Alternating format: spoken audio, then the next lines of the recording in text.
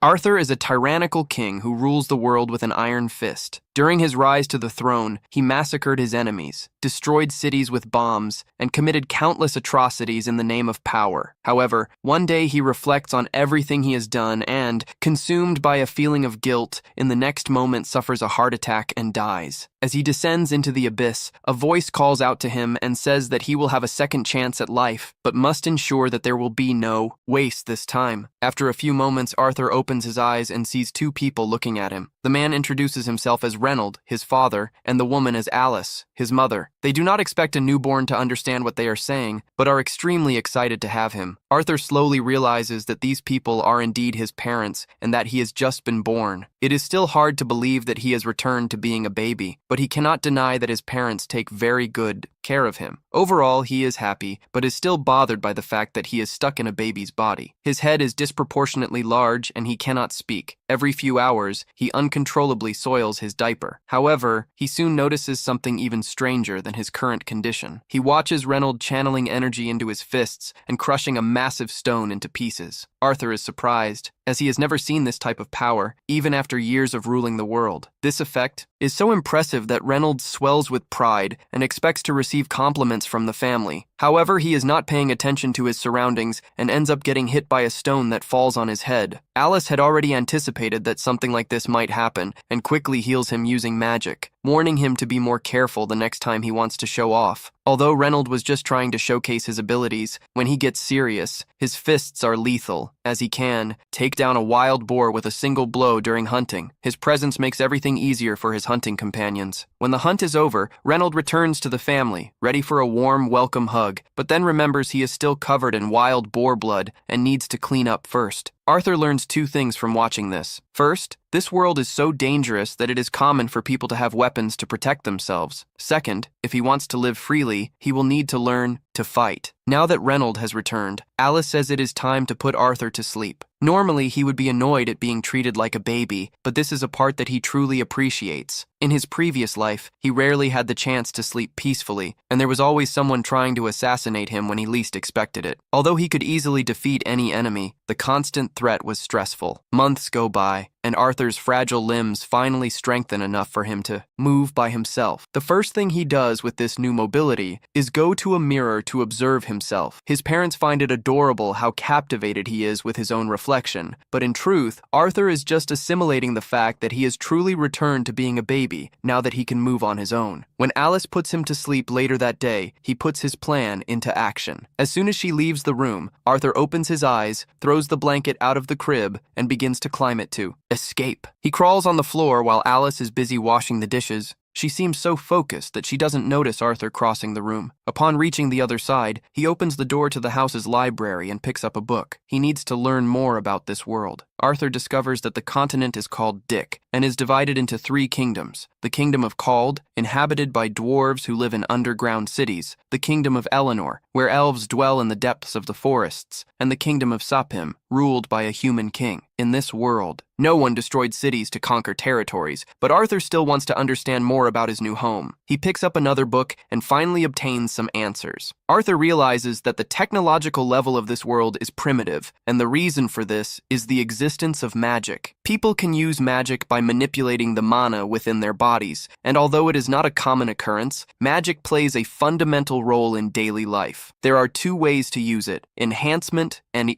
conjuration. Enhancement involves circulating mana through the body, granting superhuman strength, endurance, and agility, while conjurers project mana outward and use it to control external phenomena. This knowledge summarizes the magical system of the world well, but Arthur finds nothing about the healing magic that Alice used earlier. He deduces that she must be an exception. From what Arthur understands, most people manifest their mana during puberty. By channeling it through something called a manacore, they can learn to control it and become a mage. This makes sense to him, as in his previous life, he ascended to power thanks to the innate energy of his body that worked exactly like mana. Determined to test if he can use this energy, he concentrates intensely and, to his surprise, feels the development of a mana core within himself. This is a significant breakthrough for him, since he discovered that he was no longer in the cradle. Alice was relieved that he was unhurt. However, when she picked him up in her arms, she noticed something different about him. Arthur was worried, thinking that she might have sensed the mana inside him, but in reality, Alice only noticed that he had gotten dirty again. 2 years passed. Alice was writing in her diary. She was very grateful that Arthur was growing strong and healthy, but she began to worry because she had never seen her son smile since birth. Then, she noticed Reynold and Arthur outside, and it seemed like Reynold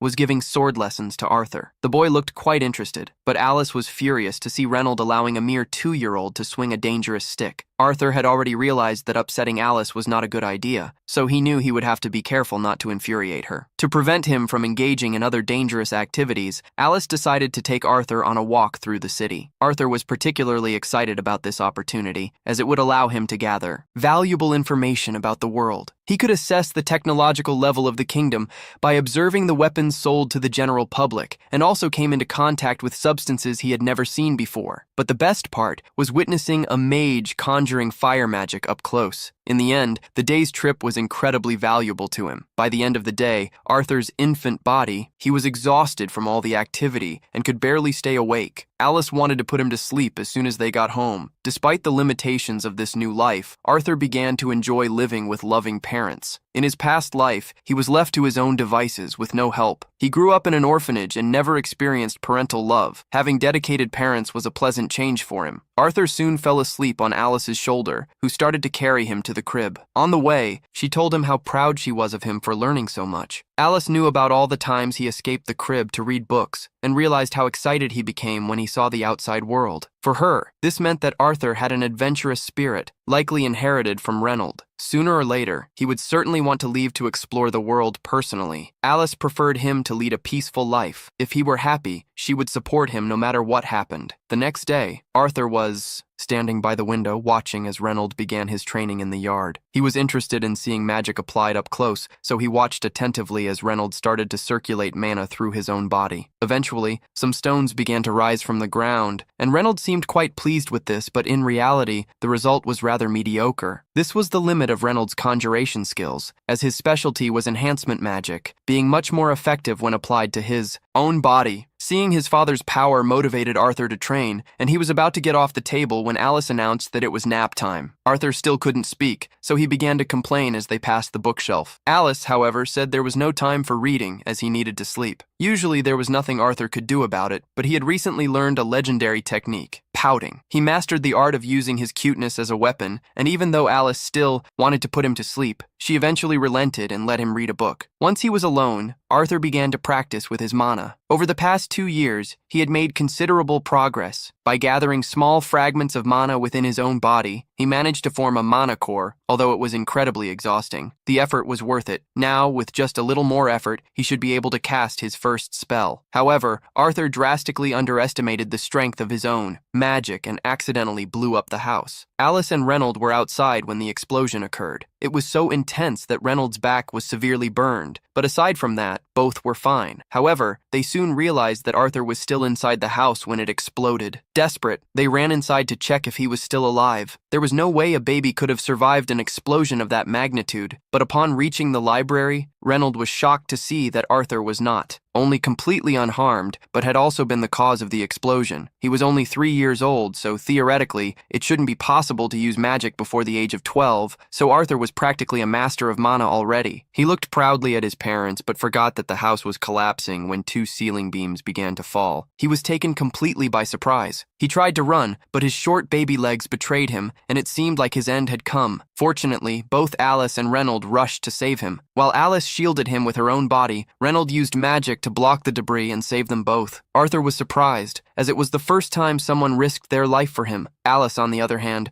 was so relieved that she started to cry. Arthur was still not used to having people care about him, so seeing her cry for him made him cry too. He could never have done something like that in his previous life, as he was expected to be a ruthless king. At one point, a man attempted to assassinate Arthur. After he was captured, the entire council convened and prepared to sentence him for his crimes. Moreover, they planned to send the man's wife and child to a camp that had never heard of the Geneva Convention, meaning they were condemned to be tortured and used as test subjects in experiments. to kill. You know why? Because why not? The man starts begging Arthur to spare his family, as they don't deserve to suffer for his actions. As an act of mercy, Arthur decided to kill him right there. This was basically a regular Monday for him at that time, but now he spends his Mondays training with his father. Reynold wants Arthur to practice with gauntlets, but Arthur already has a lifetime of experience with swords, so he doesn't want to switch his main weapon. Since Arthur is so determined to use a sword, Reynold decides to use one too to make things more interesting. However, to his complete surprise, Arthur does exactly the same thing and easily cuts through Reynold's sword. Upon seeing this, Reynold realizes that Arthur is too talented for him to continue training the boy, so he starts considering the idea of hiring a professional teacher and goes to talk to Alice about it. Alice immediately rejects the idea, as she cannot stand the thought of sending Arthur off to some random city, just for him to learn something. They had already discussed this. Reynold should teach Arthur to fight while she would teach him about magic. But Reynold points out that Arthur managed to cut his sword during training, even with it being infused with mana, and the boy is still just a baby for God's sake. He's already doing things like that at such a young age. Who knows what he'll be capable of in the future? Therefore, Reynold thinks it's important for him to have a real teacher. Alice cannot deny that Arthur is incredibly talented, but she still hates the idea of leaving him alone in a city school. So she and Reynold start to argue for a few minutes without reaching an agreement. Arthur is already tired of so much discussion, so he points out that they can simply go with him to the city. That way he can have a teacher and his parents won't have to leave him alone. The two had not realized that this was an option, but it solves all their problems. So they find the idea great and immediately start preparing for the trip. The next day, a carriage arrives to take them to the city. They will travel with some old friends, and Arthur recognizes them. They are the same people who helped Alice and Reynold rebuild the house after it exploded. They are part of a group called the Twin Horns. The leader, Adam, introduces himself. Arthur and Angela also introduce themselves at the same time while suffocating Arthur. In a hug that nearly makes him pass out, Alice happily observes everything. Luckily, before Arthur passes out, Adam pulls Angela away and introduces himself as well, but is much kinder and just gives the boy a high five. Well, Arthur then notices a girl standing on top of the carriage. It's clear she is trying to show off, as there is no reason to be on top of the carriage at that moment. She doesn't say anything, so the others tell Arthur that her name is Jasmine. The last member of the group is him, the archer. With the introductions finally completed, the group needs to continue their journey. Everyone gets on the carts and departs. On the way, Alice asks Arthur if he is excited about his first big trip. He answers yes, but inside he is thinking about how primitive this world is. They still use horse-drawn carriages to travel, while in Arthur's ancient world he had a fleet of flying cars he could use at any time. After traveling almost all day, the group decides to take a break for lunch, so they set up camp. But as soon as they stop, they are attacked by wolves. Despite that, the wolves are quite dumb, as they don't even try to surround the group. They just rush directly in. They are instantly taken down by the adventuring team. Arthur finds everything very interesting, as it's the first time he sees real combat in this world, and he intends to become strong enough to handle threats like this alone soon. Now, since there is plenty of wolf meat, the group decides to cook for dinner, but they are out of seasoning, so it will just be simple grilled meat. At this moment, Alice notices that Reynolds' arm is slightly injured and offers to heal him, but before she starts, Jasmine asks her to wait a little. Everyone gathers around Alice to keep watch because healers like her are extremely rare in this world. If someone saw her using healing magic, she could become a target. When Alice finishes healing Reynold, everyone goes back to what they were doing before. But Adam decides he wants to get some exercise before sleeping, and there's no better way to do that than by fighting a 4-year-old. It seems like a cruel attitude, but Adam has heard about Arthur's strength and wants to see it for himself. It's just a training session. Adam tells Arthur to get ready and already imbues his spear with mana. Arthur does the same. When the duel begins, Arthur channels a bit of magic to his feet. Thus, just as he is about to collide with Adam, he disappears and reappears behind him. This would have been the perfect chance for Arthur to attack, but his child-sized feet slip on the ground. He loses his balance, and Adam manages to recover. Arthur and Adam start to face off, but it's noticeable that the animation budget was negative. In any case, Arthur ends up being thrown back, as his child body is too light to keep up with an experienced adventurer and gets launched into the air. Fortunately, the others save him before he hits the ground, and everyone begins to yell at Adam for almost hurting Arthur. But Adam says he couldn't hold back, as Arthur was too strong for him to contain. There was no way a child of that caliber could be that strong, so he thinks Reynold must be doing some kind of super soldier training with him. However, in reality, Reynold never taught any of that to Arthur. He learned everything on his own. At that moment, Jasmine approaches Arthur and accidentally scares him. She was really impressed with Arthur's fight and asked him to teach her how to do that thing with magic in her feet. Arthur wanted to keep the technique a secret since it was something he mastered in his past life, but she wouldn't take no for an answer, and from her expression, he knew she would insist until he caved. So, he might have to teach her eventually. The next morning, the journey continued as planned, and along the way, they made some stops to rest. During these breaks, Adam gave some basic spear lessons to Arthur, and he taught him how to use a bow. A few minutes later, with some basic lessons, Arthur quickly understood. The only knowledge about weapons that Arthur had from his past life was with the sword, so these lessons were very valuable to him. Arthur was learning so much from others that he decided to teach his technique to Jasmine. After all, by channeling magic in the feet and using wind magic at the same time, it was possible to increase speed impressively. After demonstrating once, Jasmine managed to replicate it perfectly. Later, Arthur was reading a magic book in the carriage, but for some reason, Jasmine was also there, just watching. It wasn't a coincidence, as she took every opportunity to get closer to him. The next morning, Jasmine gave Arthur a knife as a thank you for teaching him, and it was clear that she really liked him, as she usually didn't interact with anyone intentionally. A few minutes later, everyone returned to their carriages and continued the journey, but while Arthur was reading his book, the carriage was attacked by bandits and was completely surrounded, with nowhere to go. The bandit leader ordered his men to capture the women and children to sell them as slaves. Then, they all attacked at once, and the adventurers did their best to hold them back. In terms of brute strength, the Horn twins and Reynold were much stronger than the common bandits, but there were so many of them that they would eventually be overwhelmed. At one point, Reynold was thrown back into the carriage by the bandit leader and was seriously injured. Alice wanted to go heal him, but Reynold stopped her, saying that if the bandits discovered her power, they would start chasing her. So he asked Arthur to take Alice as far away as possible. Arthur didn't want to leave Reynold behind, but he explained that Alice was pregnant with another child, so protecting her was the top priority. Arthur understood. When Reynold signaled, he prepared his magic to flee with Alice while Reynold promised to hold the bandits off. The bandit leader ordered his men to chase Arthur and Alice, but Reynold didn't let them and charged at him. The first time, the leader had knocked him down easily, but now Reynold was fighting for his family, so he wouldn't fall so easily. While Reynold held the leader, some lesser bandits tried to reach Arthur and Alice. Adam and Jasmine threw daggers at them and cleared a path for them to escape. Everyone was doing their best to keep the bandits away from Arthur, and he was striving to get Alice to safety. It was ironic. In his past life, he took what he wanted without caring about others. Now he was fleeing to protect someone precious. After running for several minutes, Arthur thought he was far enough away, but he was wrong. A bandit was watching from the top of a cliff and knew how to use magic.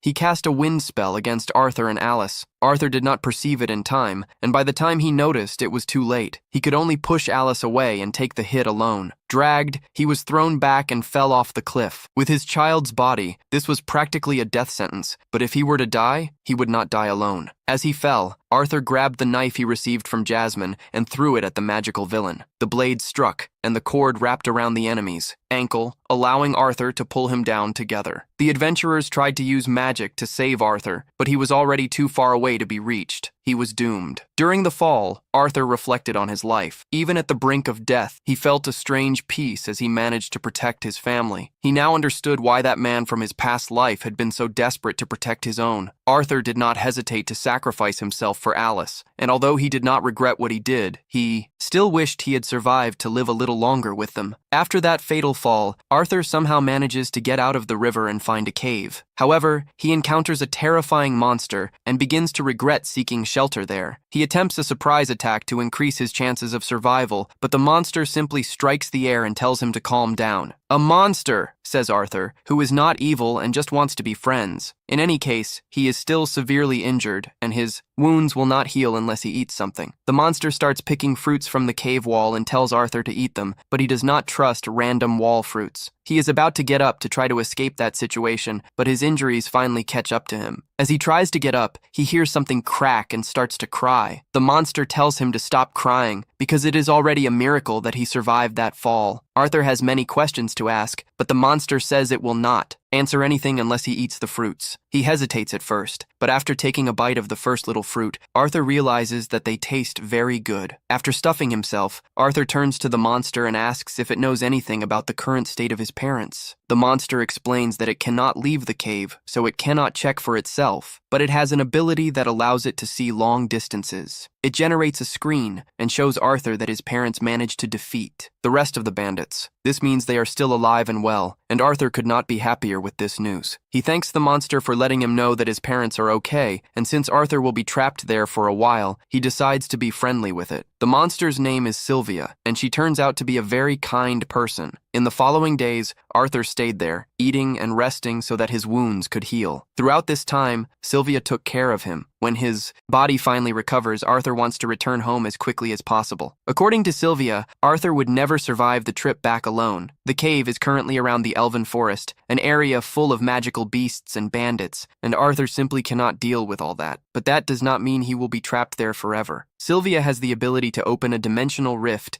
and can send Arthur back home, or at least to a safer place than that forest. However, it will take quite some time for her to create that rift, so Arthur will have to wait. With nothing better to do, he picks up a branch and begins practicing his fencing skills. Several days go by, and although Arthur has come to enjoy Sylvia's company, he still hasn't learned anything about her. All he knows is that she looks like a frightening monster, is apparently hiding from something, and is a very kind person. After finishing his sword training for the day, Arthur sits on a rock to start training his mana. Sylvia is impressed that such a young child already has a mana core, but is sure he has never learned to do that properly. She extends her hand, and a large amount of mana starts to accumulate there. Arthur is amazed, as Sylvia is basically gathering mana while casting her spell. If Arthur can learn this, he will undoubtedly become incredibly strong. That said, even before Sylvia offers to teach him, she asks Arthur what he intends to do with the power he will gain from learning this technique. Arthur had considered this before, but now that he thinks about it more, he remembers how his family and friends were almost completely slaughtered by bandits. For that reason, he tells Sylvia he will use his power to destroy anyone who dares to hurt his family. However, Sylvia does not like this answer. She flicks Arthur on the forehead and pushes him back. Sylvia says she would never teach her technique to someone who thinks that way. Arthur, on the other hand, does not understand why she is so upset. After all, it seems perfectly natural to want to kill your enemies. Sylvia wants to prove a point, so she raises her finger to Arthur's head and says she could easily open his skull with a simple touch, or she could touch him gently. She asks Arthur which he prefers, and obviously, he says he prefers the gentle touch, as he does not want to die. It is easy to let actions be driven by anger and hatred, but once you give in to that, your life becomes a vacant and endless cycle of hate. Sylvia does not want Arthur to waste his life like that, so she asks again, "What will you do with that power?" Arthur thinks again, but this time focuses on the bright smiles of the people close to him, and then responds that he wants to use his power to protect those he loves. Sylvia likes this answer much better. Meanwhile, outside the cave, a monster that looks quite a bit like Sylvia seems to be tracking her and is very close to finding her. In Arthur's old world, he was the king, but that did not mean he held all the power. The ones truly in charge were the senators. Arthur was basically a war agent, summoned whenever the senators needed him to commit unspeakable acts of violence,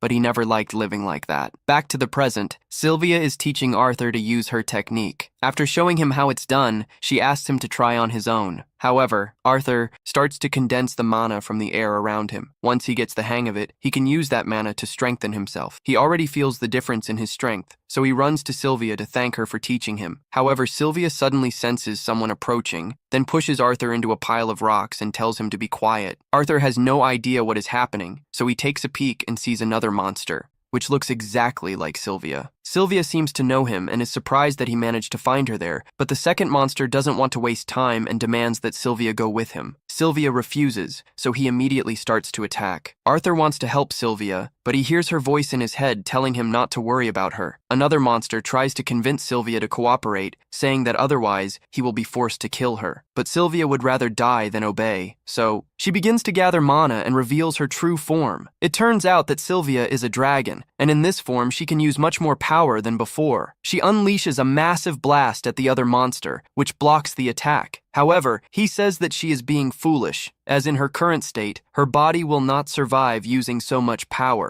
Sylvia is well aware that she will likely die because of this, but she doesn't care because she has lived a long and happy life. She manages to push the other monster against the wall, but he is still not out of the fight and rises again, ready to attack. Several explosions hit Sylvia. She suffers a lot of damage from these attacks, but at that moment, she is more concerned about Arthur than herself, because the fight is dangerously close to where she hit him. The other monster launches another attack against her, and as she cannot dodge without hitting Arthur, Sylvia uses all her power to intercept the attack and temporarily stop time. While time is frozen, she calls Arthur to come out of his hiding place. He obeys, as it seems safe, and he wants to ask questions about everything that is happening, especially about the fact that she is a dragon. But there is no time for that now. The power to stop time will soon run out, and she needs to get Arthur out of there as soon as possible. Sylvia opens the dimensional rift she was preparing, but due to her injuries and the lack of time to finalize the spell, the portal ends up connecting to an unknown place instead of Arthur's home. She wanted to avoid sending him to the forest because it is dangerous, but she has no choice. In any case, she believes that Arthur can survive on his own and find his way back with the technique she taught him, so she is no longer worried about his safety. She then asks him again what he intends to use his power for. Arthur, without hesitation, answers that he will only use it to protect his family. Sylvia is pleased with this answer, as she understands that he will not use the power selfishly. Before he leaves, there are a few things she wants to give him. She forms an egg and a feather before Arthur, asking him to wrap the egg with the feather and take good care of it as a farewell gift. Sylvia also imprints her will on Arthur's body in the form of markings on his arms. Arthur is confused when he realizes he has gained tattoos covering his arms completely, but Sylvia no longer has the strength to explain. She just says that one day he will understand how to use this power, even though she will no longer be present to teach him. Sylvia also apologizes to Arthur, revealing that she could have teleported him back to his family from the very beginning, but she enjoyed his presence so much that she didn't want it to end. Because of this, she ended up putting him in danger with her selfish decision. Arthur feels terrible because he knows he doesn't have enough power to save Sylvia from death, despite everything she has done. For him, he doesn't care if she is a dragon or not.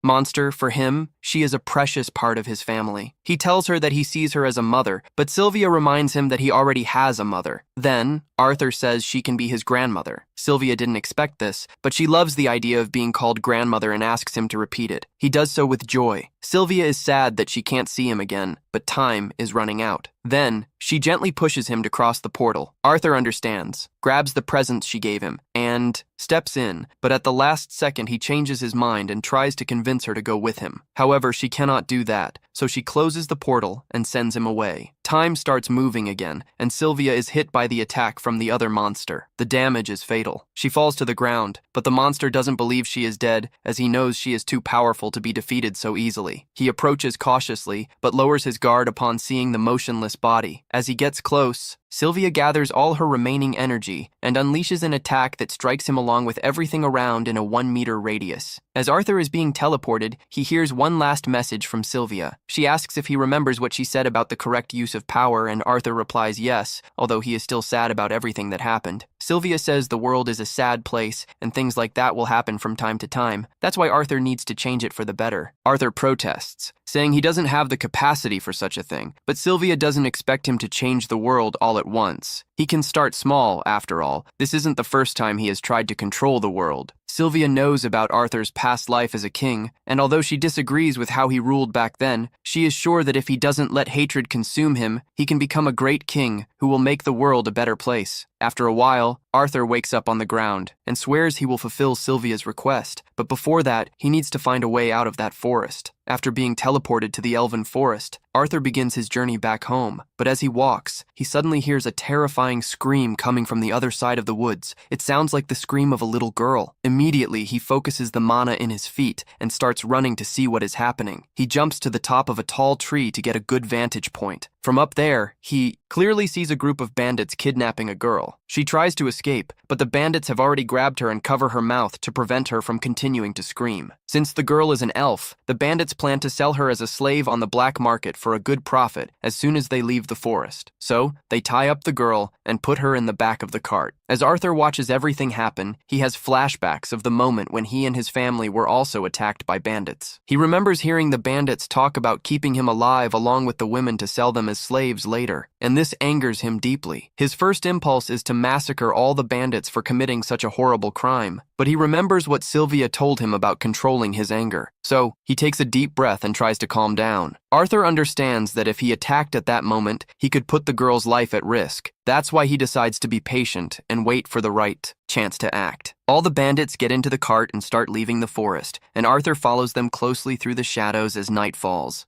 The bandits are forced to stop to rest and set up camp, as they cannot travel in the dark. Arthur wonders if he should continue following them until they reach a human city, or if he should attack them right there. But hearing one of the bandits say that their favorite race is elves, Arthur realizes he cannot leave them alone with the girl any longer. Still, he needs to wait until it is completely dark before acting. So, he sits down and begins to meditate to prepare himself mentally for the bloodbath that is about to come. As soon as it is dark enough, Arthur opens his eyes and starts planning the attack. He notices that the bandits have a group of wolves with horns tied by collars, and finds it strange that the wolves obey humans so easily. Upon closer observation, he sees that the animals are wearing magical collars that force them to obey. Arthur decides to use this to his advantage and throws some stones at the wolves to agitate them. The bandits hear the howls, and the leader sends one of them to shut the mouths of the damn beasts. The bandit stands up and kicks one of the wolves in the neck to make it stop barking. At that moment, with the enemy distracted, Arthur seizes the opportunity. First, he conjures a mana blade and leaps behind the bandit. In seconds, he is already dead from a single blow. Arthur takes his weapon, and when the other bandit comes to see what is happening, Arthur jumps on his back and cuts his throat. 2 bandits are dead, but Arthur's body is starting to feel fatigued, so he needs to act quickly. Another bandit approaches to see why the previous 2 are taking so long. Arthur tries to kill him quickly as well, but unfortunately, he misses the vital organs. The man screams and alerts the others to Arthur's presence. The leader of the bandits realizes that Arthur is a mage, so he knows it will not be an easy fight, but he also does not want to kill him, because selling a mage boy in the black market would fetch even more than the elf. The leader begins to channel magic in his arms and attacks Arthur. Arthur jumps back and tries to counterattack with a kick, but the bandit is able to dodge. Then he tries to surprise him by throwing a knife, but the bandit catches it in midair and uses it against him. As a result, Arthur is thrown to the ground, and the bandit lifts him by the ankles to mock him, saying that Arthur stands no chance against an adult in terms of strength. Arthur realizes he is right, so he decides to attack with magic. Now he casts a fireball directly at the bandit's knee. As the man screams in pain, Arthur stabs him in the head with the knife. Now, only the previously wounded bandit remains. After he is also killed, Arthur rushes to check on the girl's situation in the cart. The girl has been blindfolded the entire time and has no idea what happened. Arthur reassures her, saying that all the bandits have been defeated. She is safe now. Her name is Tessia. When Arthur helps her out of the cart, he tells her that she can go home, but Teacha notices a bit of blood on Arthur's hand and worries about him.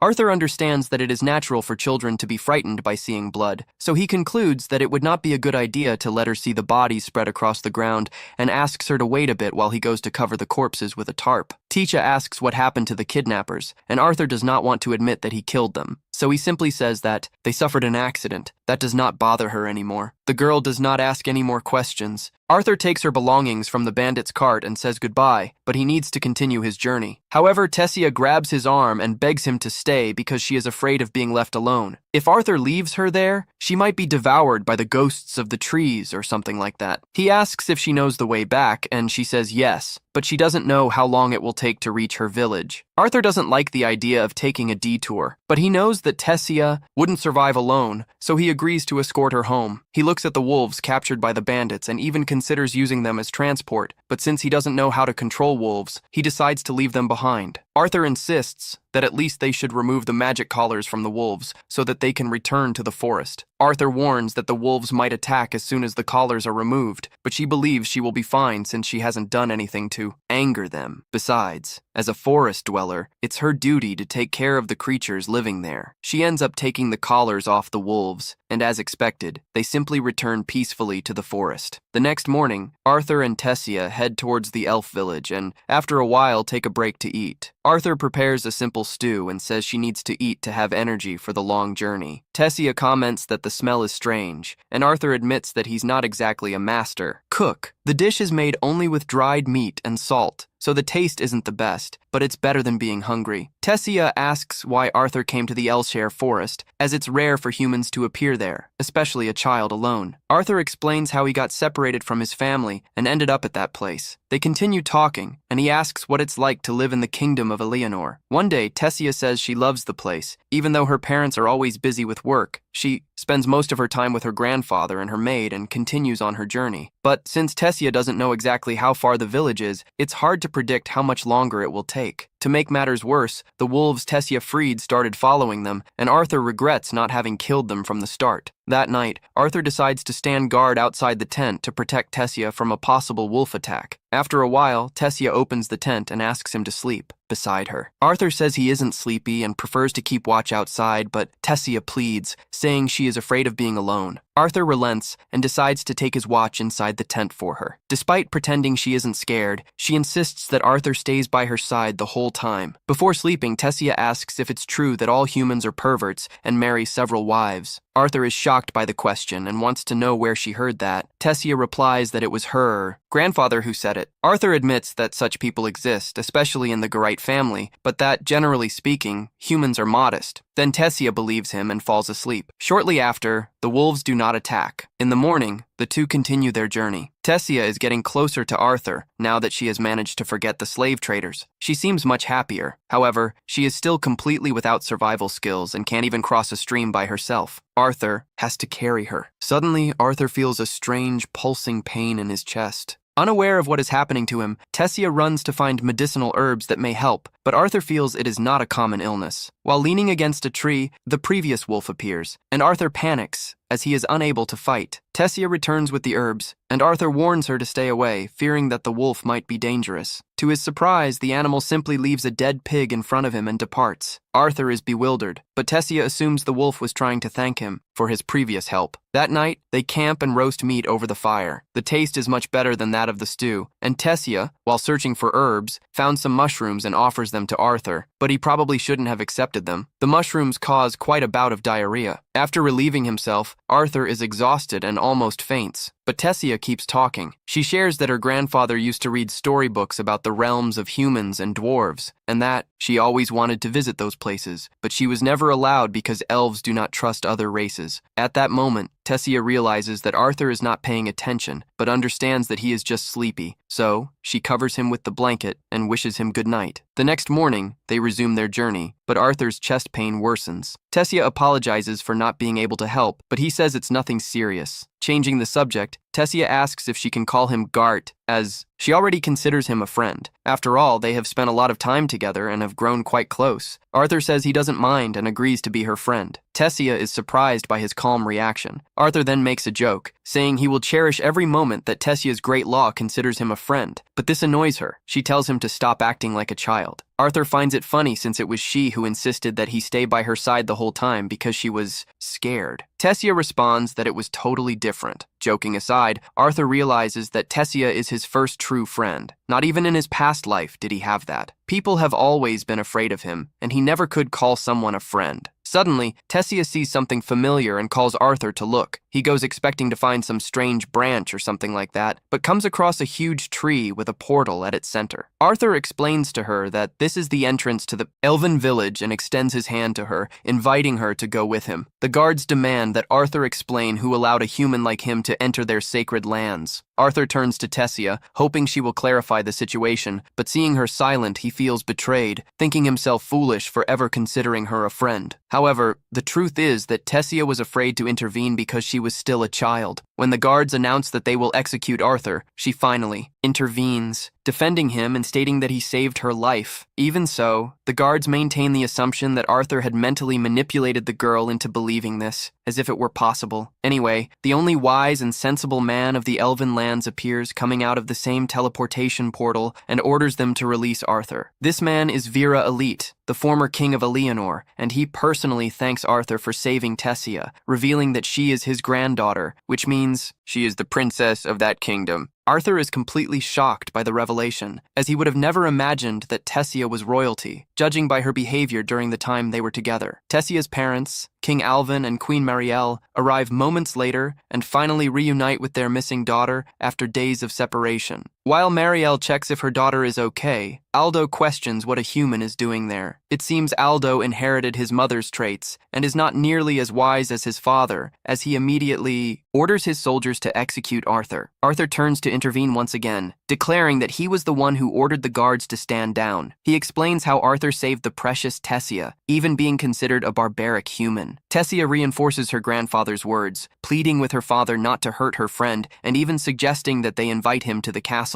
The idea of a human stepping into the castle clearly makes Aldo hesitate, but Tessia does not wait for the response and goes straight to Arthur, saying that if he agrees to go with her, the royal chefs will prepare his favorite snacks. Yes, this kind of bribery only works with small children. Well, Arthur is technically still a child, so it's all right. Aldo doesn't want to contradict his strong-willed daughter, so he ends up agreeing. Meanwhile, Vera's curiosity reaches its peak as he senses a mysterious power in Arthur and therefore asks to speak with him privately later. For now, Arthur accompanies Tessia as they walk through the kingdom of Elenoa, an artistically structured society where houses are built both above and below the trees, and the people lead a simple yet peaceful life. As Arthur walks alongside Tessia, he attracts many curious glances from the crowd, all intrigued by the presence of a human in that place. Arthur cannot get over the fact that he had been terrified to help him at first. Why would she do that? And what was that stern expression on her face at that moment? He does not understand, and this thought continues to disturb him, provoking a sharp pain in his chest. In any case, he remains suspicious of everything around him and does his best to stay alert and not let his guard down. They arrive at the castle located at the end of the town. Upon entering, they are welcomed by dozens of elven maids, whose only function is to ensure that Tessia is always happy. However, today, Tessia wants to return the favor to Arthur. She orders all her maids to offer him the best hospitality possible, saying that he saved her life. Upon seeing their reluctance, Tessia assures them that Arthur is one of the rare, truly good-hearted humans. Then, she turns to Arthur and asks what he would like to do. Eat snacks, play, have lunch, or perhaps refresh himself. But before anything else, Arthur wants to talk to Tessia's parents about what happened in the forest. As there has been no explanation yet, he gathers everyone in the meeting room for a serious talk. Tessia, however, is,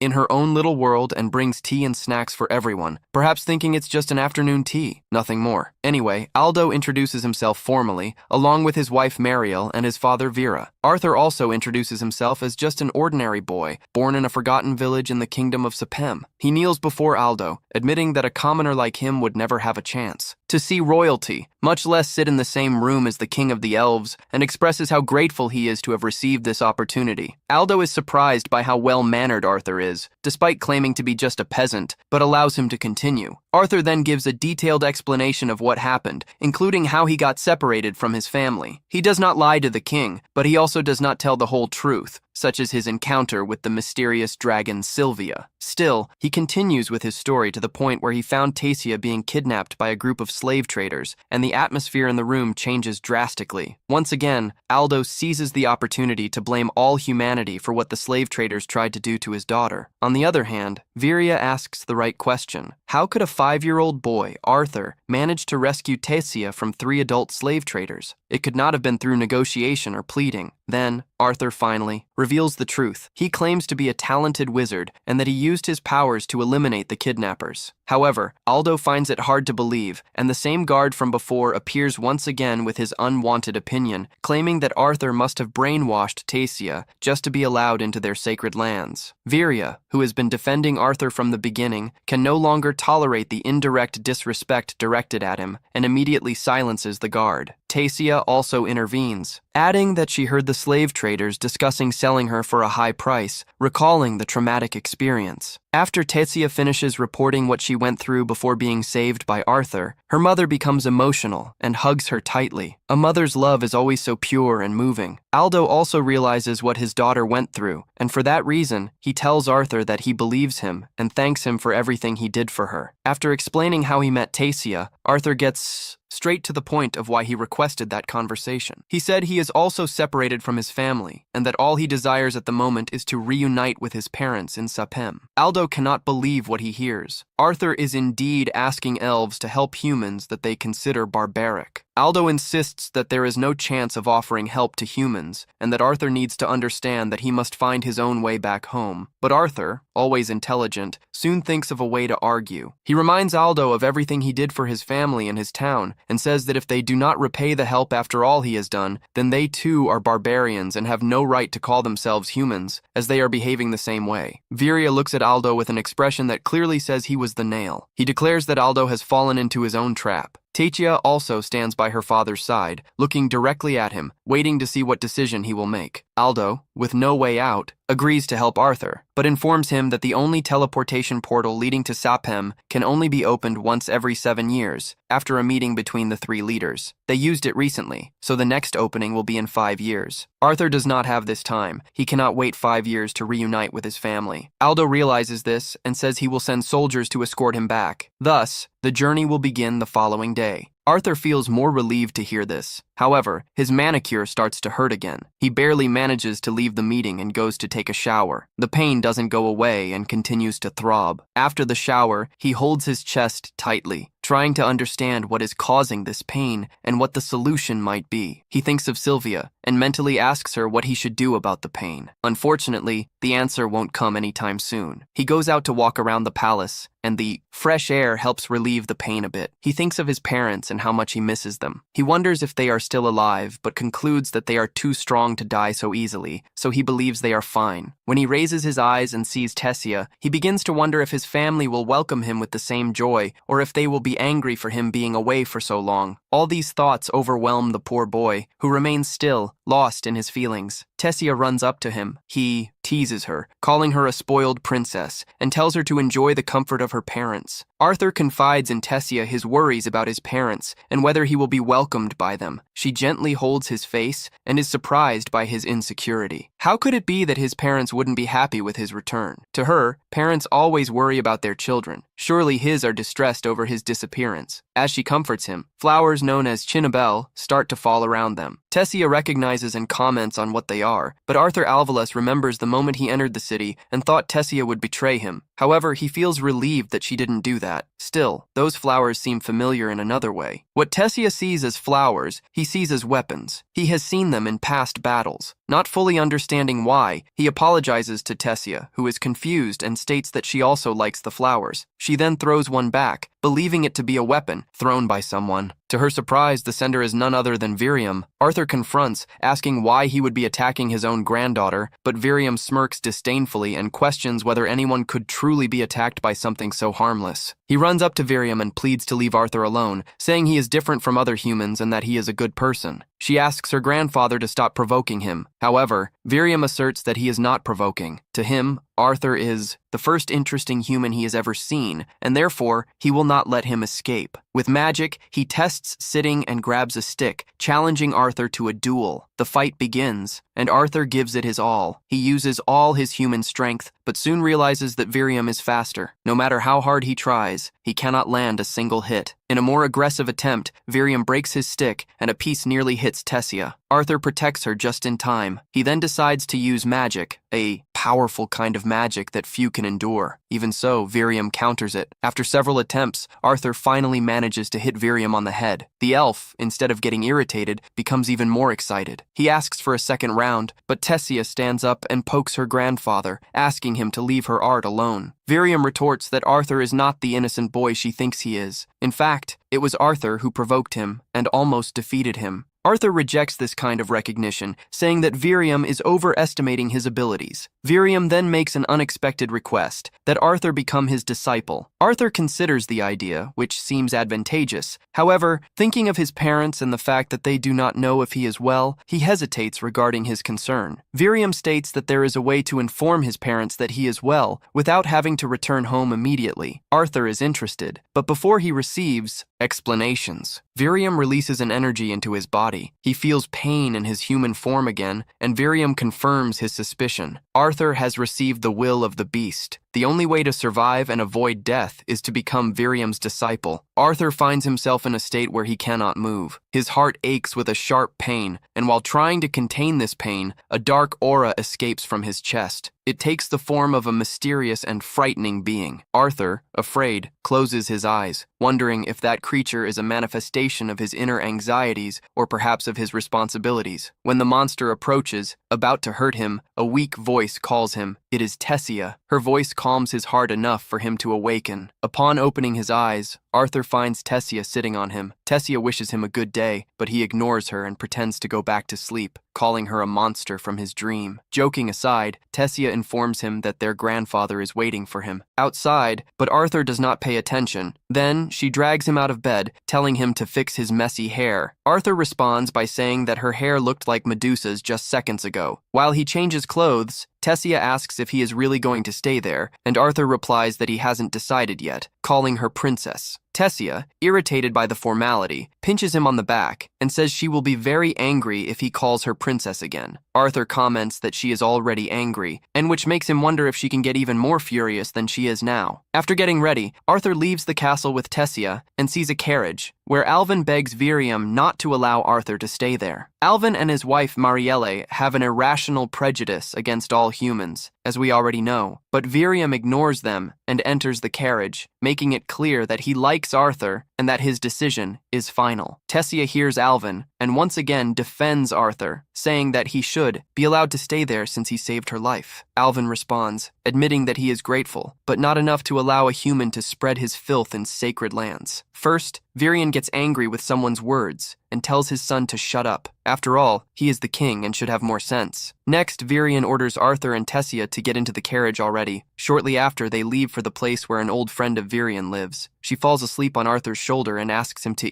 let her sleep, explaining that she woke up early because that is an important day that will decide Arthur's future. Viriam laments that his granddaughter has lived in a lonely environment until now, and the reason she does not have friends is that everyone has tried to exploit her. Thus, Tessia has kept her distance from people. Hearing all of this, Arthur understands why Tessia gets irritated when he treats her. Formally as a princess, Viriam would come before Tessia only truly smiles when she is with Arthur and thanks him for being her friend, making Arthur realize how much she values him. Arthur notices how Viriam is a kind man and decides to fully trust him from now on. Soon, the carriage arrives at the destination and leaves them in front of a house that looks like Frodo's house from The Lord of the Rings. Arthur wonders who owns that mysterious house and why someone so important had the former king visit him in person. Viriam, acting like royalty the whole time, suddenly behaves like an ordinary old man, banging on the door and calling the lady of the house an old witch. With no response, he leans his ear against the door to listen, but is surprised when it suddenly swings open, knocking him to the ground. The old woman says she can hear perfectly well and doesn't need him to shout in her ears. Viriam gets up and introduces Renia to the lady as Arthur and Tessia's queen of Arcase. According to Viriam, the queen is a special sorceress powerful enough to grant Arthur's wish. Arthur feels relieved to hear this and says it is an honor to meet someone like her. Renia likes the young man's manners and invites them in. Arthur looks around the place and only finds a bucket of water, then asks how she intends to help him communicate with his parents if there is no communication equipment around. She explains that she is a seer, a type of sorceress who can see fragments of someone's past and future. She tries to demonstrate her powers on Arthur and is surprised when she cannot see much, calling Arthur someone special. He tells Renia that he does not want to know his future. He just wishes to somehow tell his parents that he is alive and they should not worry about him. Renia agrees and asks Arthur to look at the reflection of the water in the bucket, shattering it as he focuses on thinking about his parents. While doing this, she then uses her magical powers on him. Thus, Arthur is able to see his mother, Alice, and his father, the king, having lunch together, still mourning for him, mentioning that today would have been his birthday. Both remember the unfortunate incident where they lost Arthur and how they still haven't been able to move on, even after settling in the city. The king joined the city's security force and began living in a mansion with Alice, taking care of her and the baby in her belly. While they cry thinking of Arthur, he finally speaks to them, saying that he is alive and well, and that he is currently in the land of the elves. He explains that he is speaking to them through a special type of magic, and also mentions that he cannot return yet, as there is something wrong with his body that needs to be fixed, but he asks them not to worry, promising that he will be fine. He pleads with them not to blame themselves for what happened that day, ending the communication by saying that he loves them. Alice hugs the king, emotional to know that their son is alive. Arthur's eyes are filled with tears. He does not want to see his parents in such a miserable state anymore, so he vows to become competent enough to never cause that kind of suffering again, asking Virium to accept him as a disciple. But his determination to train is not easily accepted, given that Alvin and Marielle do not agree with the idea of him staying with them. A human in the Elven city is not a reason for celebration. Virium and Tessia will meet up again with Alvin. Tessia tries to convince her father, saying that the boy they are rejecting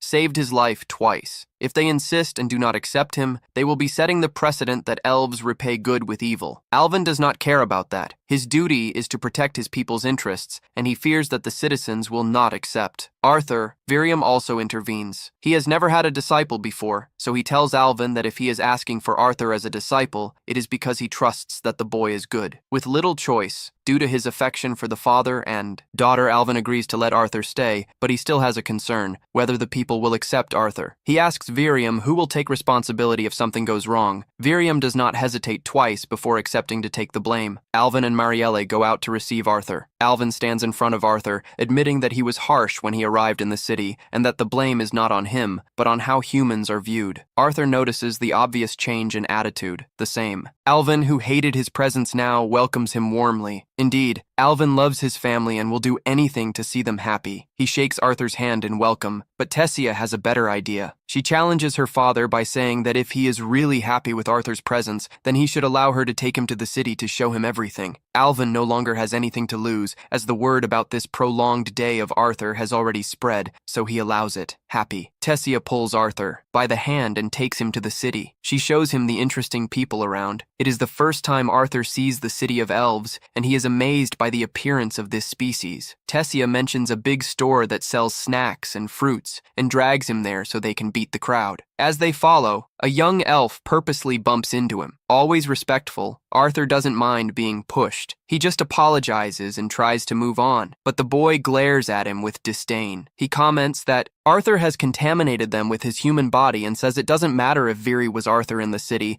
as he will never be accepted for being human. Normally, Arthur wouldn't think of acting like Alicia in such a situation, but he has learned to be playful with Tessia, and this is a good opportunity to demonstrate that. The boy looks at Tessia and says that being with Arthur will only tarnish her reputation. He introduces himself as Fratravar, revealing that he is a noble and offers to accompany Tessia home. Tessia immediately reprimands him, saying that his behavior was inappropriate, but she does not know that Arthur has something better in mind. He sarcastically bows before Fratra and intentionally flubs the family name, calling it Visura instead of Sar, which sounds like an insult. Then Tessia notices the provocation and laughs, but Fratra understands the sarcasm too. Not wanting to lose his noble pose, he challenges Arthur to a duel. Challenging someone to a duel in that city is not a common occurrence. All the adults stop to watch the situation. If Arthur refuses the duel, it will mean that he lost and will dishonor both Virium and the royal family. Therefore, he accepts, even with Tessia trying to convince him that it is unnecessary. Tess asks to be the judge, and the challenge begins. Fratra arrogantly advances to face him, but Arthur knocks him down with just one blow. The proud boy falls to the ground with his eyes rolling. Tessia is not surprised. She had already warned Fratra who he was going to fight.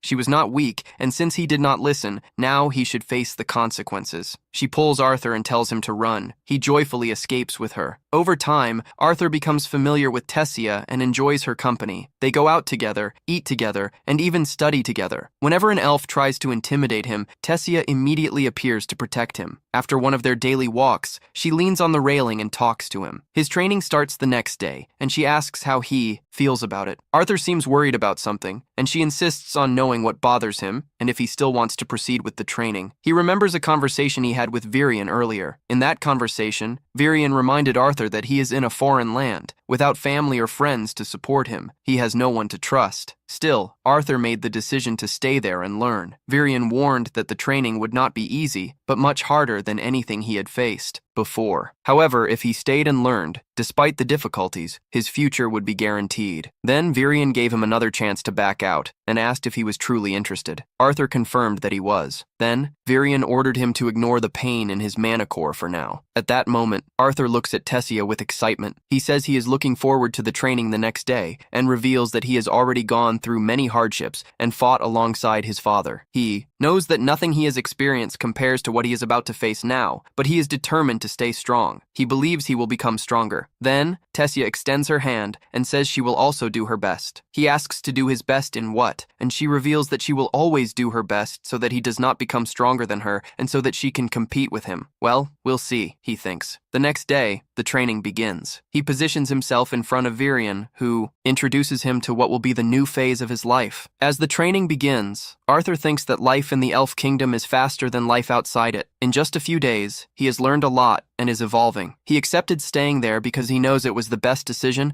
and is taking control of his future. He tells himself that even without knowing what he will go through in this unknown kingdom, he is sure that his future will be bright. I wish him all the best in that future. I'm eager to see what awaits him. Several days pass, and even Tessia learns to use her mana. One morning, she goes to wake Arthur in bed, but he does not awaken. So, she uses her mana to wake him. He wakes up shouting at her, asking why she could not have woken him up more gently. Tessia and Arthur go outside when they notice Virion heading to a meeting. While Arthur wonders what this meeting is about, Tessia catches his attention and reveals that she prepared a hamburger for him, but before he can react, she makes it clear that he should thank her properly for her effort. Arthur, however, while devouring the hamburger, jokingly says that he is somewhat provoking Tessia on purpose and making her angry. After breakfast, they go together to the training field, where they start sparring under Virion's supervision. After a while, Virion hands out wooden swords, increasing the intensity of the training. Arthur goes back to teasing Tessia, calling her a cute little princess, and she responds that she will beat him up so he learns his lesson.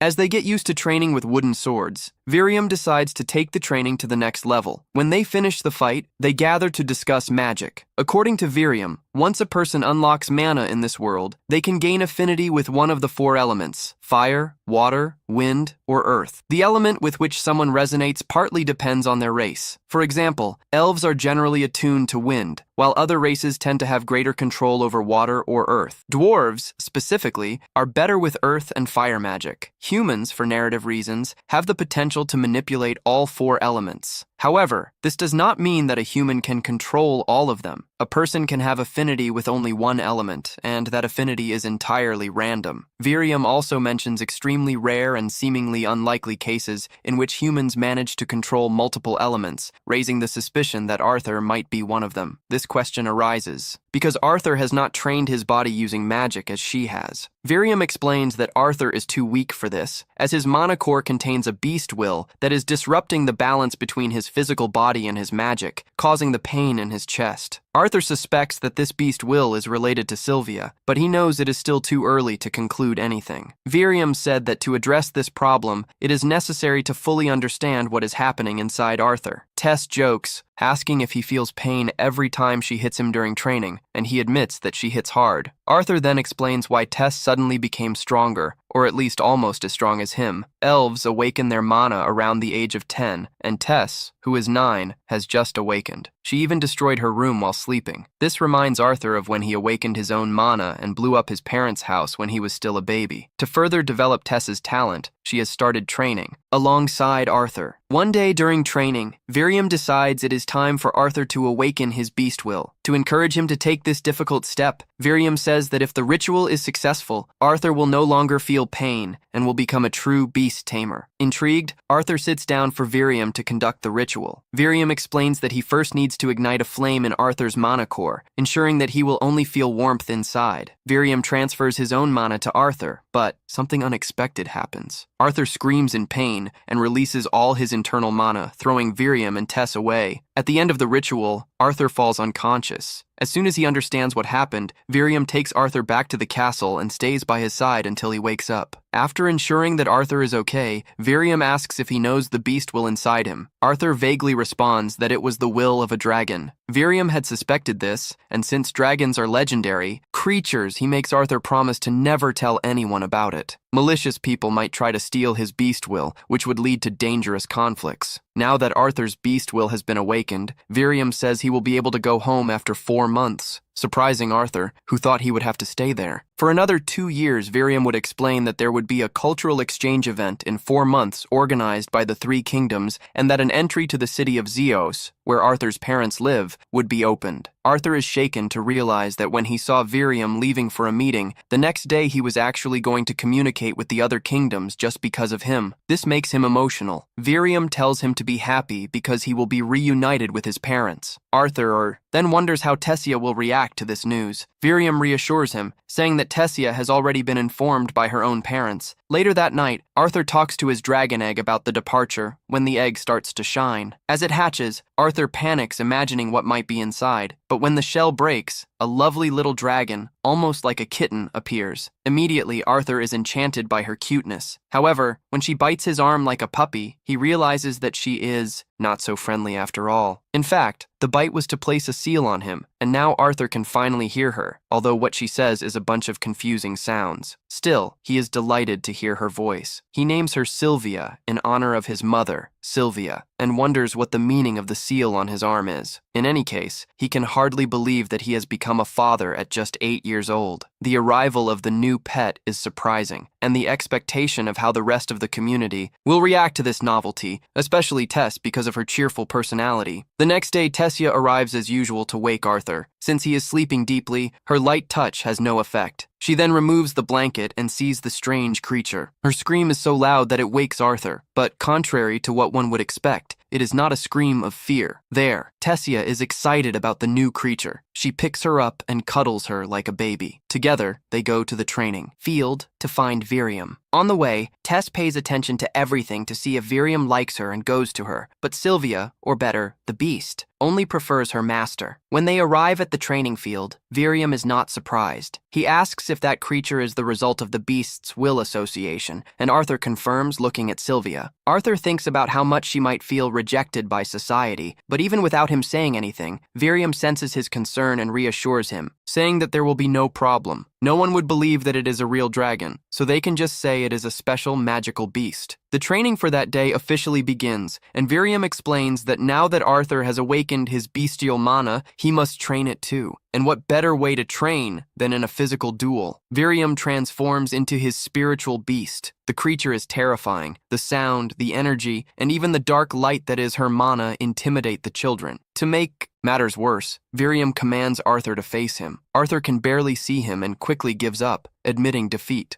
Virium returns to his elf form and explains that the creature is called Shadow Panther, a beast that uses sound and light so stealthily that it becomes practically invisible. Despite being powerful, it consumes a lot of energy. Since he has already finished fighting Arthur, Virium grabs a stick to train like normal people. Days go by, then weeks, maybe even months. Arthur trains, his bestial will and his mana. He strengthens himself and is finally able to face the Dark Panther. With the opening of the gate approaching, Tessia begins to feel the weight of Arthur's imminent absence. The city celebrates a festival before the exchange. Tessia cannot enjoy it, as her friend will be leaving. Arthur tries to convince her to at least smile on another day. While walking through the city, a boy bumps into him and stares at him oddly for being human. The boy is Fit, remember him, the same elf who had challenged Arthur to a duel and lost with a single blow. He approaches again and asks if Arthur remembers him. Arthur sincerely says no. Who would blame him? Fit seems insignificant, trying to explain himself. The boy insists he is ready for a rematch, as he now knows he can defeat him. The outcome does not change. Arthur hits him and he falls to the ground. He tells Arthur who the boy is, and Arthur extends his hand in greeting. Surprisingly, Fit accepts the handshake, revealing that all he wanted was to be friends with Arthur and that he was sad when Arthur did not extend his hand the first time. They talk, and Arthur discovers that Fit will also participate in the exchange program. Fit reveals that all the noble's children are going, but he does not know this since Tessia did not say she was going too. He looks at her to ask if she is going, but Tessia replies that she will not go because they do not want their fragile princess to get lost again. Fragile is not a word that should be used. For Tessia, considering how strong she is and how he thinks she is fragile, she needs to show how strong she is. She hits him and he flies through the air, falling like a ball in an inflatable castle. He immediately faints. He has never seen a princess hit her subordinate before. I think that was the first time. Seeing how the situation is unfolding, Arthur quickly drags her away. As they move away, he warns that a princess should preserve herself and should not hit her subordinates. But she does not care about that. She has so much on her mind, especially the fact that he is leaving, and Tessia just fell into a trap. She complains that Arthur is leaving and is still acting like her father by scolding her. She calls him old and runs away. She goes to her room to cry, and Arthur, realizing that she is downcast, goes to her through the window holding bluebell flowers. She notices him through the window and goes to him. He puts the flower in her ear and invites her to go out with him. They walk through the forest, despite the warnings they received about not going there. Then he lights a fire so they can camp, and they sit down to talk. She begins to get sleepy, and he is encouraged to sleep, but she wants to stay with him. They start talking about the human world, but she eventually falls asleep. The next day, Arthur prepares to leave. They will come to give him a compass so he does not get lost, and also says that the compass has the symbol of aerolite, so if he wants to,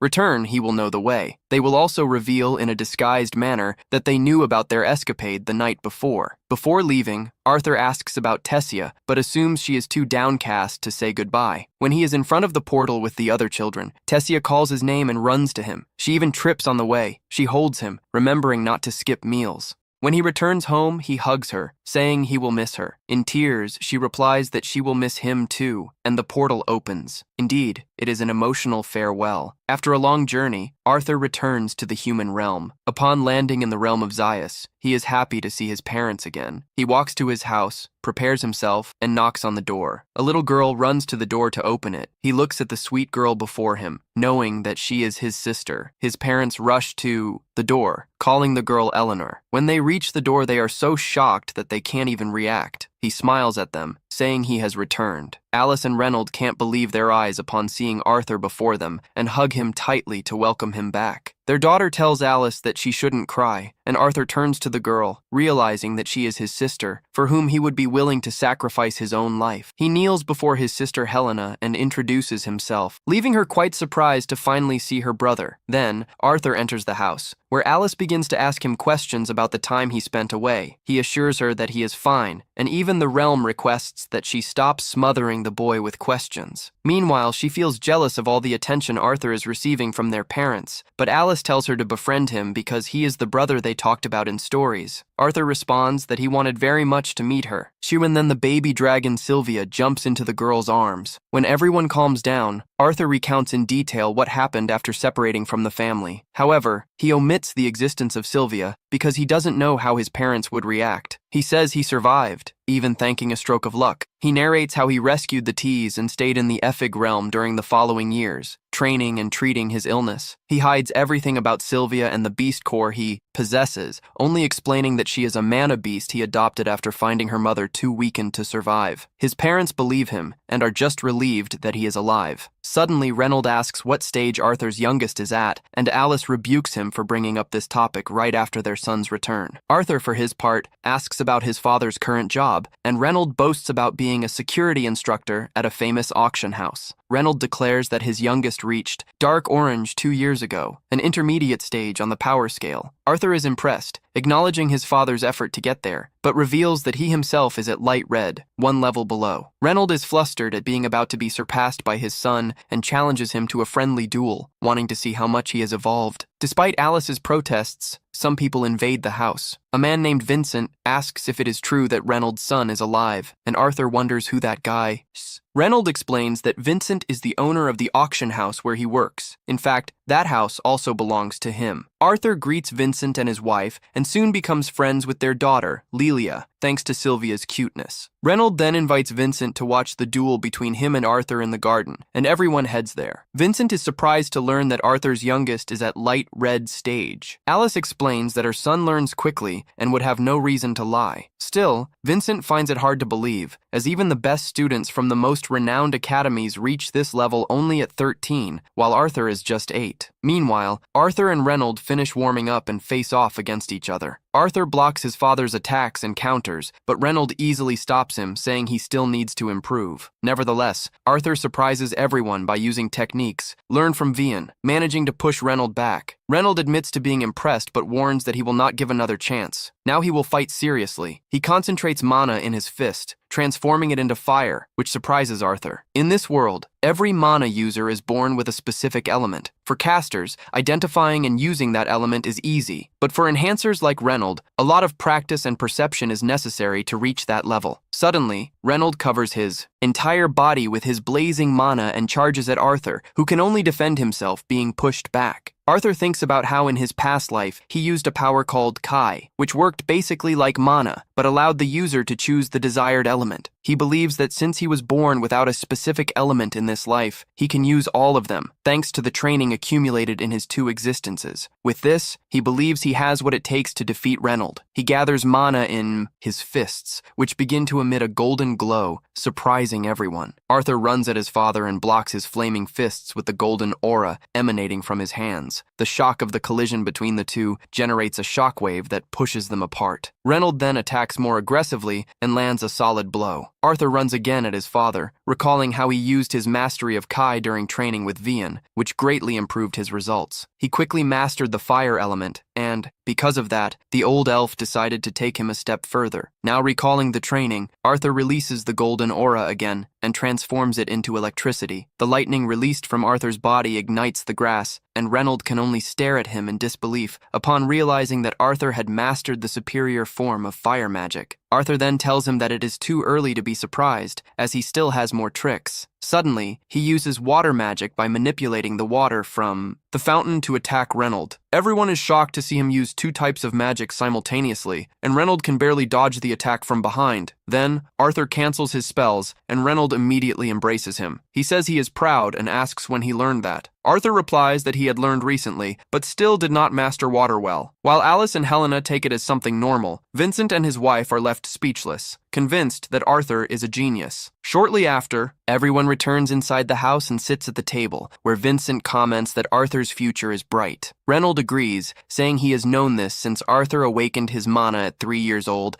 and destroyed the house in the process. Vincent is surprised to hear this, while Reynold, laughing proudly, fell along with his chair. Vincent stands up and suggests sending Arthur to the Zeros Academy. Reynold was surprised and asked if he was sure, as the Zeros Academy was the best school for wizards on the continent. Vincent's wife completely agreed, saying that Arthur's parents wouldn't need to worry about expenses, as they wanted to sponsor his education, hoping to benefit from it in the future. Alice became nervous upon hearing the proposal, and commented that they didn't even know if the academy would accept their son. But Vincent confidently replied that he knew the academy's director and could arrange it. Suddenly, Arthur spoke up, saying that since the matter directly concerned him, he should have a say in the decision. Lily mentioned that she had just gathered with her family and did not want to part ways so soon. Vincent understood her reasons. Then, Arthur said goodbye, stating that he was tired after the combat. He entered the house, but Lily followed him, enchanted since she first saw his power. She warned him that he was going the wrong way and asked him to follow her, as she would take him to a better place. She led Arthur to the kitchen in the basement, where she started cheerfully chatting with the servants, asking for delicious meat dishes. The old maid commented that Lily should watch her diet, as she had gained weight, and Lily shot back, telling her not to comment on that. Arthur was surprised to see this side of Lily, as she had barely spoken up to that point. One of the maids mentioned that she always came there to eat when she was stressed. Arthur asked why, and the maid explained that Lily and her parents hoped she would awaken as a mage, which put enormous pressure on her. That evening, Alice and Reynold went to Arthur's room to talk more. They said they were very happy with his return, and that they were also very proud, claiming that he would become a great wizard. Arthur wanted to share something, but they interrupted him, saying they could talk about it the next day. Then, they wished him good night and let him sleep. The next morning, Arthur rushed to the hall as soon as he woke up, as some old friends were there to see him. They were the members of his parents' group, who were very happy to see him back. Mama Angelo hugged him so tightly that he could barely breathe. Then he exchanged a fist bump with Adam the Tank, and they started arguing as usual while welcoming Arthur. Suddenly, Jasmine began to pat him down for no apparent reason, just because she wanted to touch him. Afterwards, she hugged him, asking for forgiveness and saying it was all her fault. After this emotional reunion, the group began to tell Arthur about their recent adventures in distant places, and as usual, they continued to argue over trivial matters. As he listened to them, Arthur realized that there was much about this world he still didn't know, and that becoming an adventurer could be a good way to learn. However, looking at his family, he felt that he wasn't ready to leave them again. When Arthur began to meditate, time simply stopped. It might be some new superpower technique he was trying, but it comes at a cost. He can only maintain it for a few seconds before becoming completely exhausted. Silvio appeared, and her cuteness was enough to motivate Arthur. He hugged her, grateful to have her by his side, but she let out one of the most stinky farts in history, making Arthur faint just from the smell. To clean her up, he takes her for a bath and forces her to soak in the tub.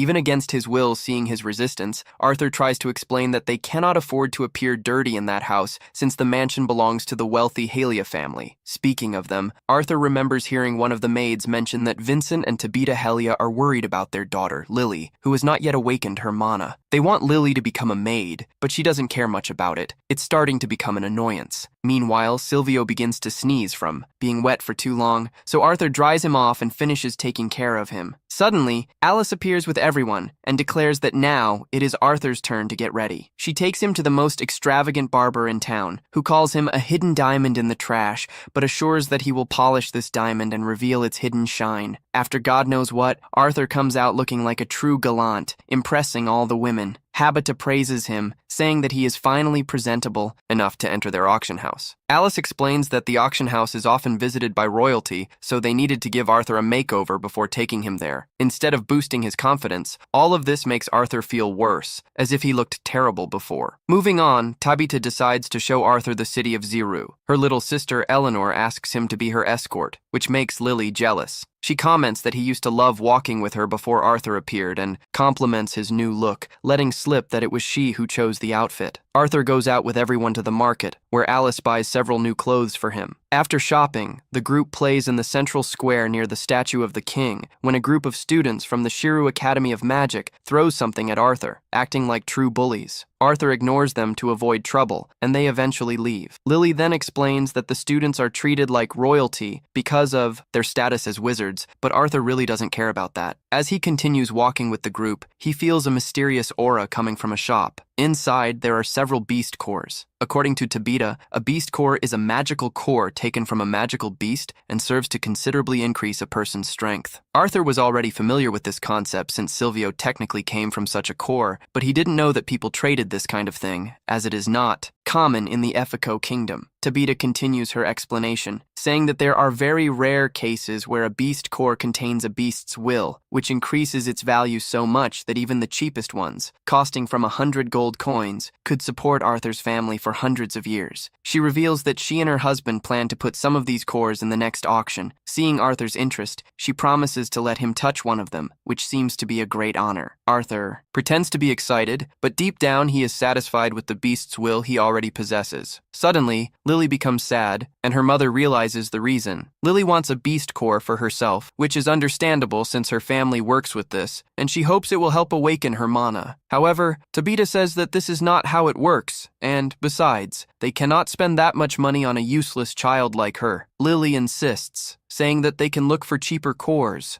Elsewhere, Tabita has already decided to end the conversation. Later, the group goes to a restaurant for lunch, but Arthur cannot enjoy the meal as he notices how sad Lily is. He observes and understands the situation she is in. Her father, Vincent, has high expectations for her, and because of this, she is trying to force the awakening of her mana. Arthur wants to help her, as his family has helped his. But when he turns to talk to her, he realizes that Lily has disappeared. He goes to look for her and finds her in a weapon shop, where she has gone alone to try to buy a cheap crossbow core using her savings. Arthur stops her, explaining that even if she gets the core, her mana will not awaken, as the world does not work like a system. She insists and vents to Arthur, saying how unfair it is to be a talentless child, unlike him, who is super special. As the verbal argument between them escalates, Lily accidentally bumps into a student from the Shiru Academy. She immediately apologizes, as it was unintentional, but the student, along with two friends, is not willing to forgive her easily. The three spoiled teenagers want to punish Lily for her insolence, and even the store owner does not have the courage to intervene. Then, Arthur springs into action, activating his magic. But at that exact moment, Tabita appears, ending the commotion and revealing that she is the head of the Helia family. Upon learning of her position, the students decide not to pursue the incident, as the Helia family makes large donations to the academy and has significant influence. However, they provoke Lily one last time before leaving. The women return home with Arthur and inform Vincent about what happened. He feels relieved that the fight ended before Arthur could destroy the bullies. In any case, Vincent asks both Lily and Arthur to be more careful with their actions, especially Arthur, who will soon join the Shiru Academy. This is the first time Lily hears that Vincent is sponsoring Arthur's entry into the academy. She assumes that Vincent is giving the spot to him instead of her, as he does not see her as a good investment. Very emotional, Lily runs over and tells Vincent and Arthur that she hates them. After this embarrassing situation, Arthur tries not to be shaken. He knows that the girl did not really mean all that. Later, he goes to her room to call her for dinner. He knocks on the door several times, but receives no response. Silvio draws his attention to an employee behind him, who informs him that Lily is not in her room and leads him to where she is. Meanwhile, Lily is lost in thought. She reflects on everything that has happened over the years and how her parents must be disappointed in her. She remembers when she was a child and how her father expressed the wish for her to become a mage. Since she was little, all she wanted was to make her parents proud. However, life and fate did not go as she imagined. She wonders when she will finally awaken her magic. She recalls how her mother said not to rush the process, and how her father, even with her slow progress,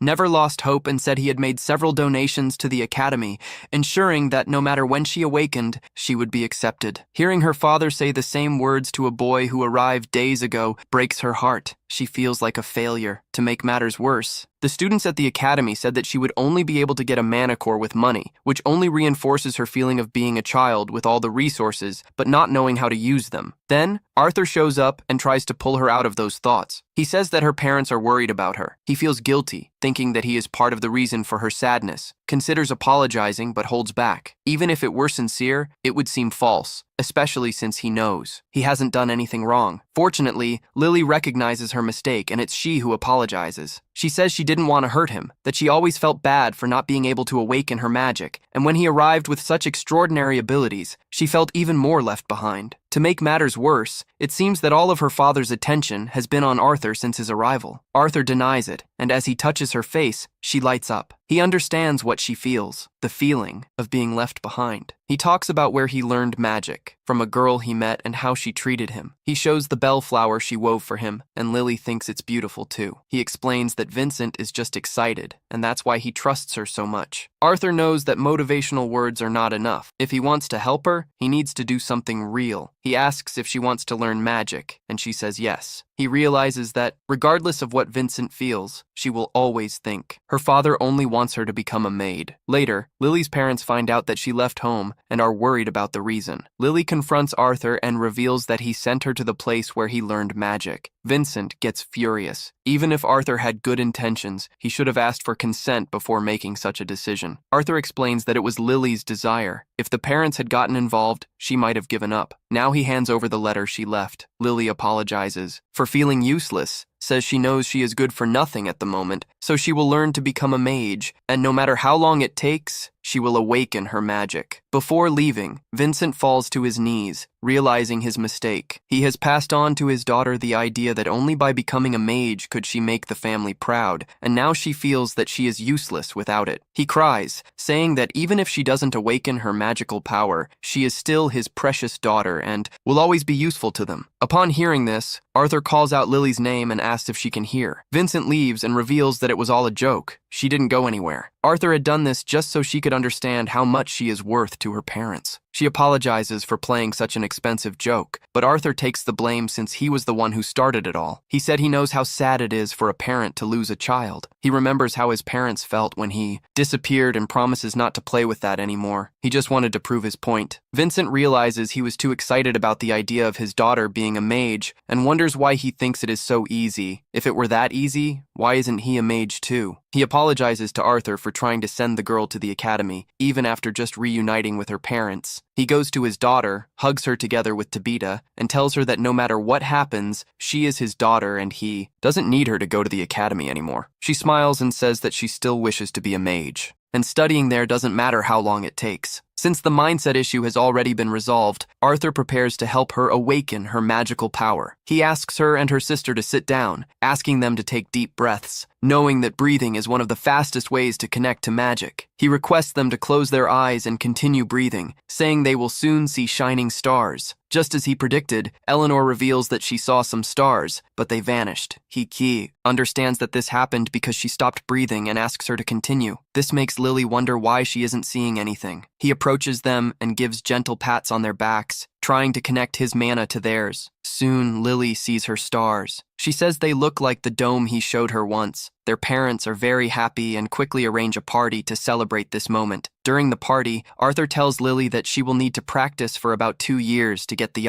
hang of it, but if she keeps breathing deeply, she will be fine. She is so excited that she asks which element she will be able to use. Our little girl is getting ahead of herself. The two of them laugh enthusiastically. A man enters the town with several attendants. It is believed to be the king. He heard about the auction house, and his only purpose upon hearing is to see what this place is. What does this mean for our Arthur? Arthur finally meets the Helia family auction house. His little sister comments that it looks like a castle, and his mother worries if they will be able to adhere to the nobility's etiquette. Inside the auction, Arthur sees various aristocrats and important adventurers waiting to buy the auction items. Lily and her sister are fascinated by seeing beast cores, while Arthur is interested in a statue. Meanwhile, his father gives instructions to his subordinates to ensure that nothing goes wrong on such an important day. Arthur is shocked by his father's maturity. Vincent then announces that the auction will begin and introduces King Blind Glider and his family. Everyone present at the auction applauds the royal family, which makes Arthur think they are quite popular. The auction starts, and Arthur's father and his adventurer friends are on guard to ensure nothing goes wrong. The first auction item is a sword forged by a renowned craftsman that, when imbued with mana, starts emitting paralysis-inducing lightning. The starting bid is 50 gold coins, and Arthur is impressed to discover that weapons can receive elemental enchantments, deciding to try to do something similar later. The next item catches Arthur's attention: some cement masks. His mother asks if he is interested, but Arthur remembers that they are poor and couldn't buy it anyway, and his mother agrees. Shortly after, Arthur realizes that Silvio is not with him. His mother comments that she was with his sister, so Arthur goes out to look for her. We see Silvio walking along the auction's red carpet when suddenly a mysterious man knocks a staff in front of him. Back at the auction, Vincent presents a lion from the world as the next item, stating that when they grow, they become powerful mana beasts, possibly reaching the ranking. At this moment, the king's son declares that he wants that beast, and the king simply agrees. Vincent announces that the minimum bid for the beast is 100 gold coins, and the audience begins to make its offers rapidly, reaching 500 coins. At that moment, the king offers 1,000 gold coins, and everyone is impressed.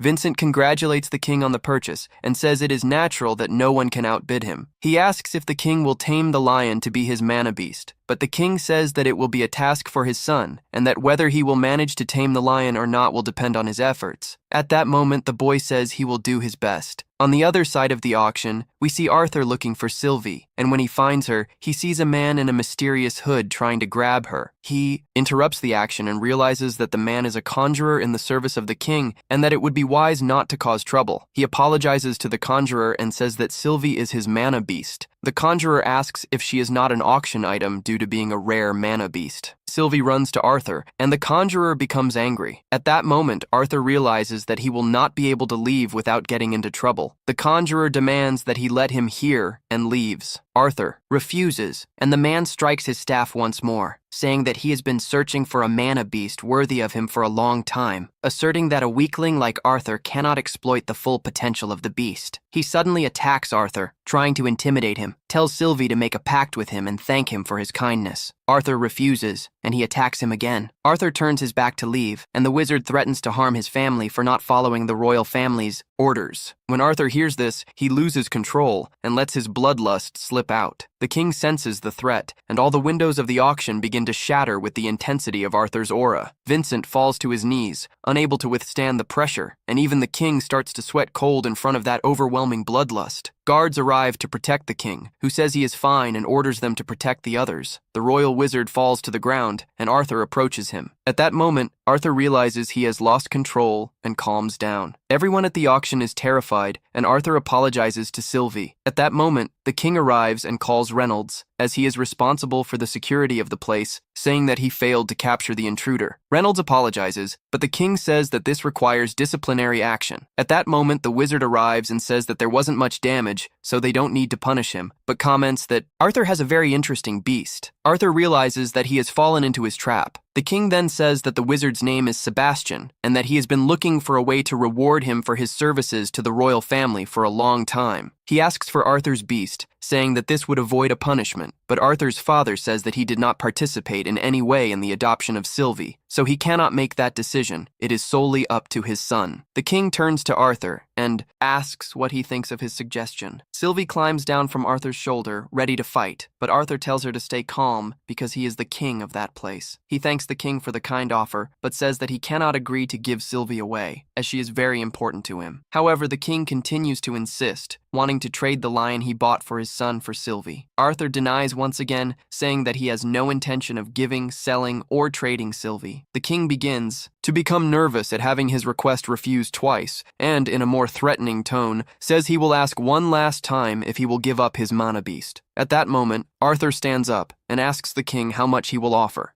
"Would you sell your children?" The king is startled, and Arthur says he asked 3 times, and each time Arthur refused, and that either he was foolish or his pride prevented him from accepting no as an answer. The wizard finds him insolent and tells the guards to attack. The guards move toward Arthur, but he massacres them with just one blow. The wizard is in shock but says that his beast is worth it and begins to conjure a spell. He unleashes fire against Arthur, but at that moment time stops. Everyone is frozen, as if they were stone. The only 2 who can move are the wizard and Arthur himself, who awakens his beast mana, leaving the wizard terrified. Arthur tells him to shut up and breaks his leg. He starts screaming and asks why everyone is standing still while he screams in pain. At that moment, Arthur approaches him and says that no one can hear him with enough attention while he is still conscious. The wizard then says that he is not going to get away with hurting someone from the royal family, and, at that moment, Arthur loses his patience and displays his dragon aura to the wizard, who pleads for mercy. Soon after, everyone can move again. Arthur faints from expending too much mana. When Arthur wakes up, he realizes he overdid it using Silvio's mana and sits on the bed, commenting that he needs to train more. At that moment, his mother arrives with Silvio and is happy that he woke up. He then asks her what happened after he fainted, and his mother tells him that everyone was in a panic. She tried to use healing magic, but he wouldn't wake up. They took him to the doctor, and the doctor said that, with rest, he would soon wake up. Later, they went to the market to clear their minds, and Arthur saw a hair clip and said he would love it. His mother then bought it for him to give to her, and asked if he wanted to buy something for himself. He was shocked because he thought they wouldn't have money, especially now that his father had probably been fired. But his mother said she has her own job. Apparently, she makes popular creations, even among the nobles, which are sold in all markets. Sabita introduced her to several connections from the auction house. Arthur helps his mother with the shopping, and they return home. At home, a strange man is trying to convince Reynaldo to accept the money, and he says it's not a matter of money, as his son was almost killed. At that moment, Arthur and his mother enter the house and see the adventurers listening behind the door. They ask what happened, and the adventurers tell them not to make a noise. When Arthur enters the room, his father asks how he feels, and he says he is very well. The strange man talks to him, saying that, on behalf of the king, he came to offer apologies in good faith for the little incident that occurred. Arthur imagines it was because of the attack from the guards and the wizard's magic, then realizes they don't want the matter to be publicized. Arthur understands and accepts gratefully. The young man says he is very polite and that the 2 guards who attacked him were fired. Reynolds, still outraged over the attempt to kill a child, complains, but the other young man says this occurred because of Arthur's behavior and his failure in security. Then he falls silent. Arthur says it's all right, as he went too far, and the most important thing is that he is not hurt. He asks about the wizard who had his leg broken, and the man replies that he was dismissed from his position and sent for treatment.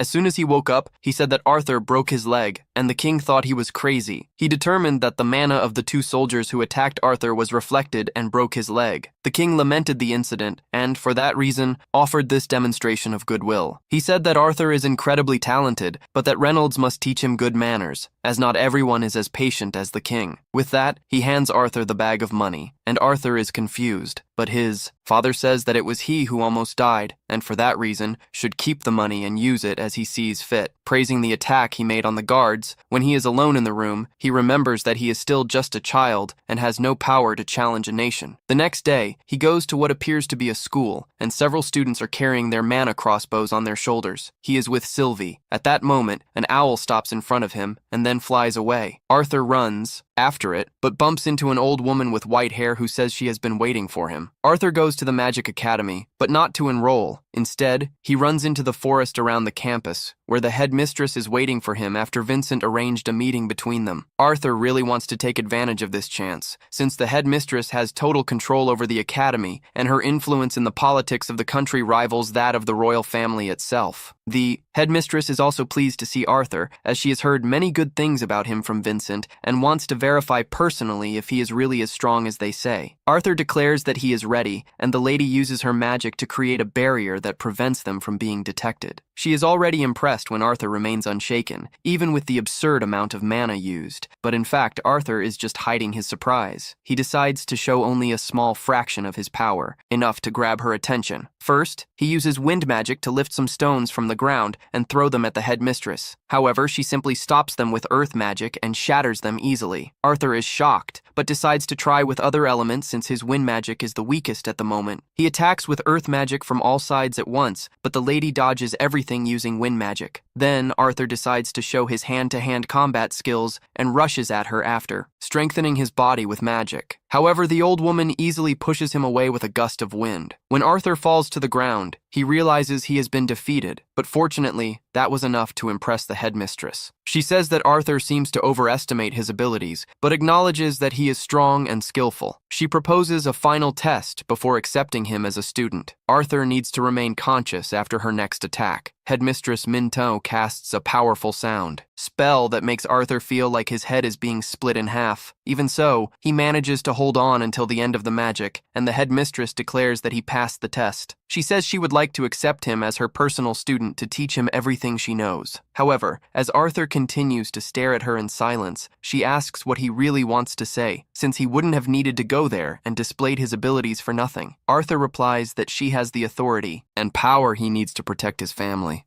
If she can guarantee this for him, then he is willing to join the academy and accept her as a mentor. The director is surprised by his statement and comments that not even the king would make such a one-sided proposal. Arthur says he trusts he is worthy of this agreement and that she is thinking the same. The director, instead of being offended, is pleased with his attitude. Then, Arthur declares that he will only join the academy when he reaches the appropriate age. The lady explains that he will attain the required age in 3 years, and that if he joined now, he could become much stronger. Arthur insists that he wants to live his life and experience the world, since he still has time. Therefore, he intends to spend the next 3 years as an adventurer. The director considers this idea valid, but asks if he has told his parents about it. Arthur replies that he will still talk to them, and she states that if he can convince them, she will accept the agreement. However, things at home turn out to be more complicated than Arthur imagined. His parents learn of his plans to become an adventurer through Vincent, even before he could tell them personally. Alice becomes furious, as she does not want to let her son go after he just returned home. However, Reynaldo understands that every man needs to have an adventure in his life. He says that maybe if Arthur has a guardian by his side all the time, he can leave as an adventurer, but Alice refuses to listen. Arthur ends up convincing her by promising that he will return home every few months, and that if she wants, he can come back more often. Lenore also feels sad about his departure, but Arthur assures her that he will still stay home for some time. Alice wonders why he wants so much to leave for an adventure. Arthur gives diplomatic answers, stating that he wishes to feel the same excitement that his parents felt in their youth. In reality, he just wants to test his powers in combat. Alice accepts the answer, but Reynaldo insists that Arthur needs a guardian to ensure his safety. He then invites all the former members of his group for lunch and asks who would be willing to take care of Arthur. Adam immediately declines, saying that he does not like children and fears that Arthur might kill him in his sleep. Everyone agrees, but thinks that if that happens, it will be Adam's fault. Reynaldo says he cannot pay much for the job at the moment, but his friends reassure him, stating that they want to see Arthur grow. Suddenly, Jasmine, the trainer, volunteers for the task, which shocks Alice, as Jasmine hates being a bodyguard more than anyone. However, she states she will do it for Arthur, and everyone agrees that she will be an excellent choice, as she is an Algin and also knows how to use wind magic. Adam gives his approval as the leader of the group, and everything is resolved. Later that same day, Arthur and his family find Lily meditating alone in the living room, which makes Lenore irritated that she started training without her company. Arthur was satisfied with the results of the training. He just hoped Lenore would not awaken her magic too soon, as that would attract unwanted attention. After that, he went to the auction house to choose a weapon he would use for the test, to join the Adventurer Guild. Vincent told him to browse freely, and Arthur headed to the armory, marveling at the number of weapons available. However, this soon became a problem, as he could not choose any. Most of the swords were two-handed.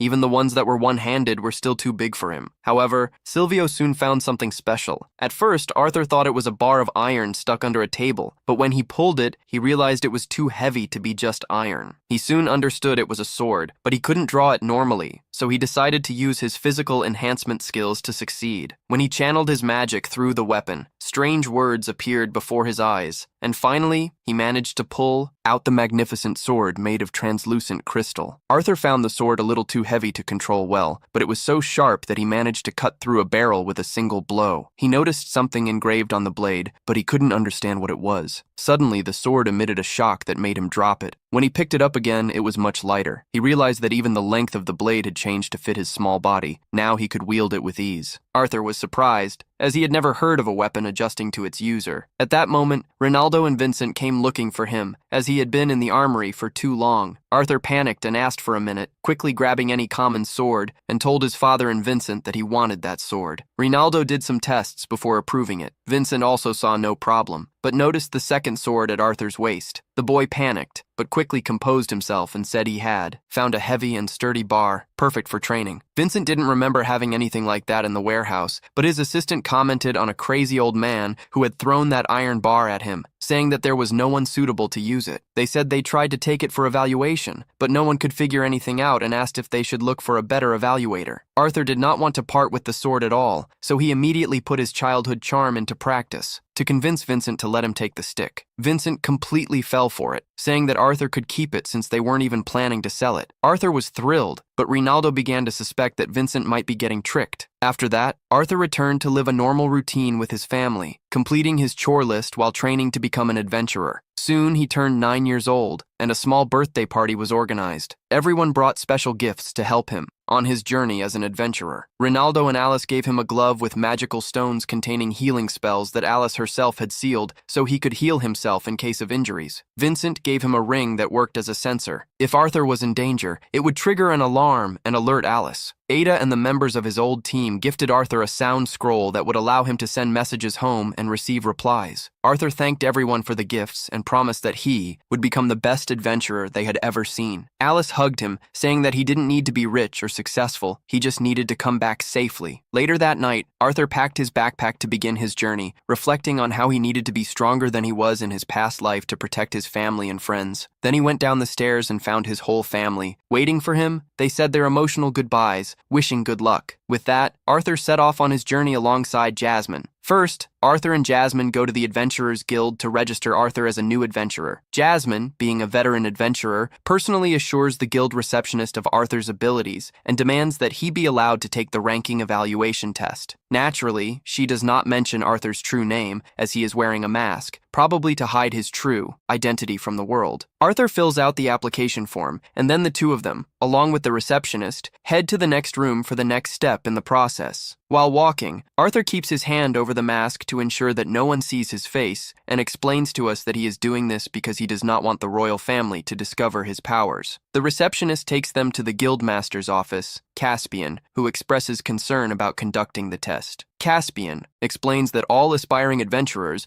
must first take a written test and have their monocore assessed before they can participate in the ranking evaluation. However, since Jasmine, a rank A adventurer from the guild, is making the request, Caspian agrees to make an exception, but whispers something in her ear about Jasmine's father, insinuating that he hopes she will return the favor later. Jasmine does not respond, so Caspian continues with the process and asks Arthur what name he wants to use, since he did not fill in that field on the form. Arthur thinks for a moment and decides he wants to be called Note, seriously, perhaps inspired by Tent Note. Caspian then shakes Arthur's hand and, at that moment, sends a wave of mana through his arm to assess him, confirming that Arthur is indeed strong. Realizing that Jasmine has her reasons for keeping Arthur's identity a secret, Caspian allows them to proceed to the arena. Along the way, Arthur asks Jasmine if she is friends with the guildmaster, but she responds negatively, saying they are just acquaintances because her father has strong connections with the guild. Then, Silvio, Arthur's companion, pops out of his backpack, wanting to get some air. Jasmine is surprised to see her, as Silvio no longer looks like just a little kitten. Arthur explains that Silvio has the ability to shapeshift and has now chosen a new form that she likes better, putting aside Silvio's cuteness. They enter the arena, where several newcomers are lining up to take the ranking evaluation test against an instructor. A young conjurer named Diane fights against the evaluator. Although her attack is strong, she has weak defense and ends up receiving rank C, which, according to Jasmine, is already a great result under normal circumstances. Soon after, it's Elijah's turn, but before he can fight, the announcer argues with the evaluators and immediately grants him rank B. The audience is confused, not understanding how someone can receive a ranking without even taking the test. Even so, no explanation is given. For now, the next to be called is Lucas Vix, who, upon seeing the special treatment given to Elijah, demands to be equally exempted from the test and to receive a ranking directly. The procurer presents the arrogant boy as an 11-year-old conjurer specializing in fire magic with a light orange mana core, something very tall for his age. Besides that, he has elf ears, which reminds Arthur of his moments in the elven lands. It turns out that Lucas, impatient with the formalities, summons his fiery guardian to attack the prosecutor. She defends herself using earth magic, raising a large block of stone between them. Lucas then plants his staff in the ground and unleashes a rain of fire over the arena. He smiles, convinced of his own power, but does not realize that he has lost control of the spell, and is about to set the whole arena on fire. Before chaos ensues, the prosecutor intervenes and resolves the situation, but even with the boy's recklessness, she acknowledges his talent for being able to summon such a powerful spell. However, as she prepares to announce his grade, Lucas tries to attack her by surprise in a desperate attempt to win the battle and improve his result. Realizing the danger, Arthur quickly throws his sword and deflects the attack, protecting the prosecutor. With a mere that resolved, the prosecutor gives the verdict. Lucas receives rank D. Knowing that the boy would likely cause more trouble, she uses her earth magic to summon a giant arm that removes him from the arena. Finally, it is Arthur's turn, or rather, note. Jasmine and Sylvie wish him good luck, cheering for him. Arthur descends into the arena, deciding not to hold back and release all of his hidden aura. The guildmaster, Caspian, senses the sudden increase in Arthur's aura and decides to intervene, announcing that he himself will conduct the boy's rank test. Caspian is a dual-ranked magician, undoubtedly the most powerful individual in the country. Even so, Arthur does not feel intimidated and charges into the fight. As their swords clash, the narrative jumps forward in time, and we see Arthur officially receiving his adventurer's letter with rank B. Meanwhile, in Caspian's office, the two examiners demand explanations for why so many children are receiving rank D. Caspian calmly reminds the two about the cultural exchange between the three races that took place 6 months ago, which now allows children of elves and dwarves to register as adventurers. In Lucas's case, he is half elf and should have received rank B, but due to his arrogance, he ended up with rank D. Elijah, on the other hand, is human, but was raised in the dwarf kingdom and had a powerful guarantor who endorsed his ability, which is why he received his rank without needing to go through tests. As for Arthur,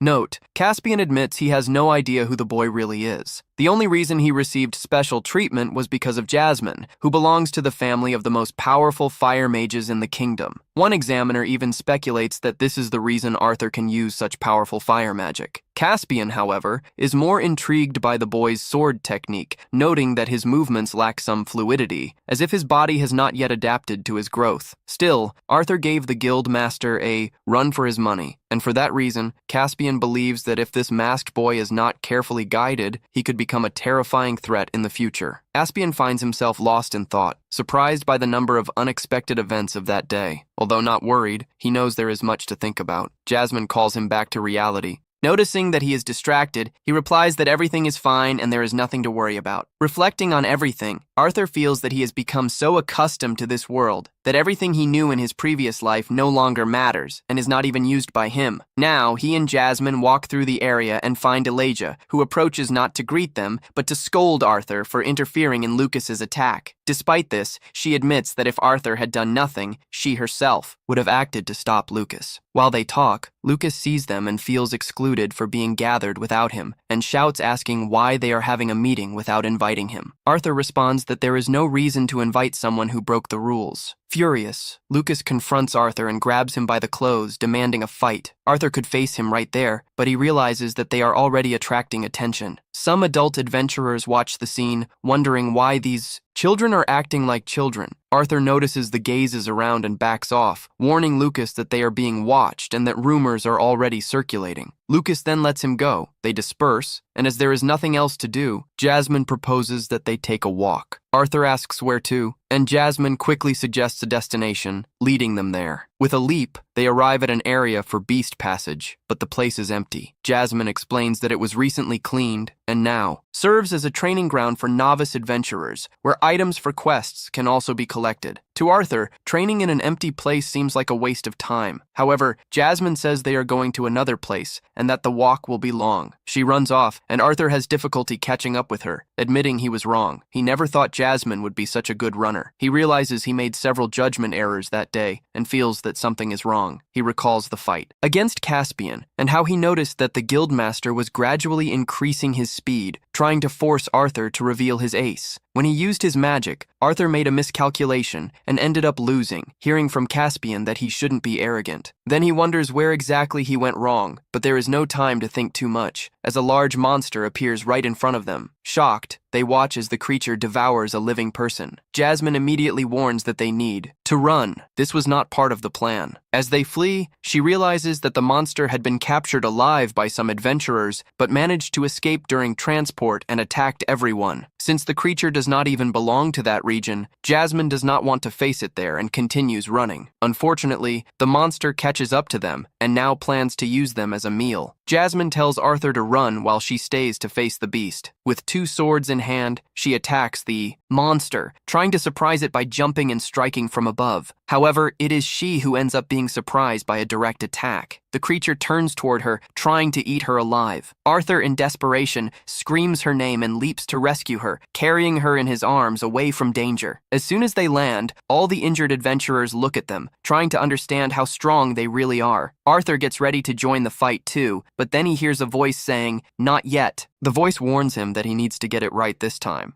Jasmine, he has made mistakes and does not want to make another one. Jasmine watches and calls his name. It is then that Arthur jumps against an advancing monster, wielding his sword firmly. He delivers a series of blows until he defeats the creature. Relieved, he sighs, feeling that finally he is done. The guild arrives to rescue the injured adventurers, and Jasmine confirms that this time he got it right. She comments that he seemed calmer in this fight than in the previous one, but says that perhaps it was not her place to evaluate that. Sitting together, she starts to share more about herself, revealing that she became an adventurer to escape her family. Jasmine belongs to the Flamesfort family, known for producing several powerful fire element mages. When she discovered that the healing element her family used was the strongest, she was ecstatic. She awakened to magic very early, long before her siblings, which led her parents to have high expectations for her. However, upon realizing that she could not use the fire element, they deemed her useless. Hearing this, Arthur fills with rage, stands up, and shouts that no element is superior to another. What matters is how one uses the element they have. Jasmine laughs at his reaction, asking why he is so upset. Arthur then realizes that it touched him because he too was called useless in his past life and cannot stand to see someone else going through that. Jasmine continues saying that what he did today, she has also done with the members of the Twin Horn group. They constantly regretted, saying she needed to learn to work in a team, but she acknowledges that everything she is today she owes to them. They corrected her, helped her grow, treated her, and trained her. She asks what Arthur thinks about that, but he does not respond. Jasmine eventually falls asleep, and he stays there, watching her, thinking about himself. Could he also change like her? He cannot say. He thinks about the things that have changed since he arrived in that world. His parents'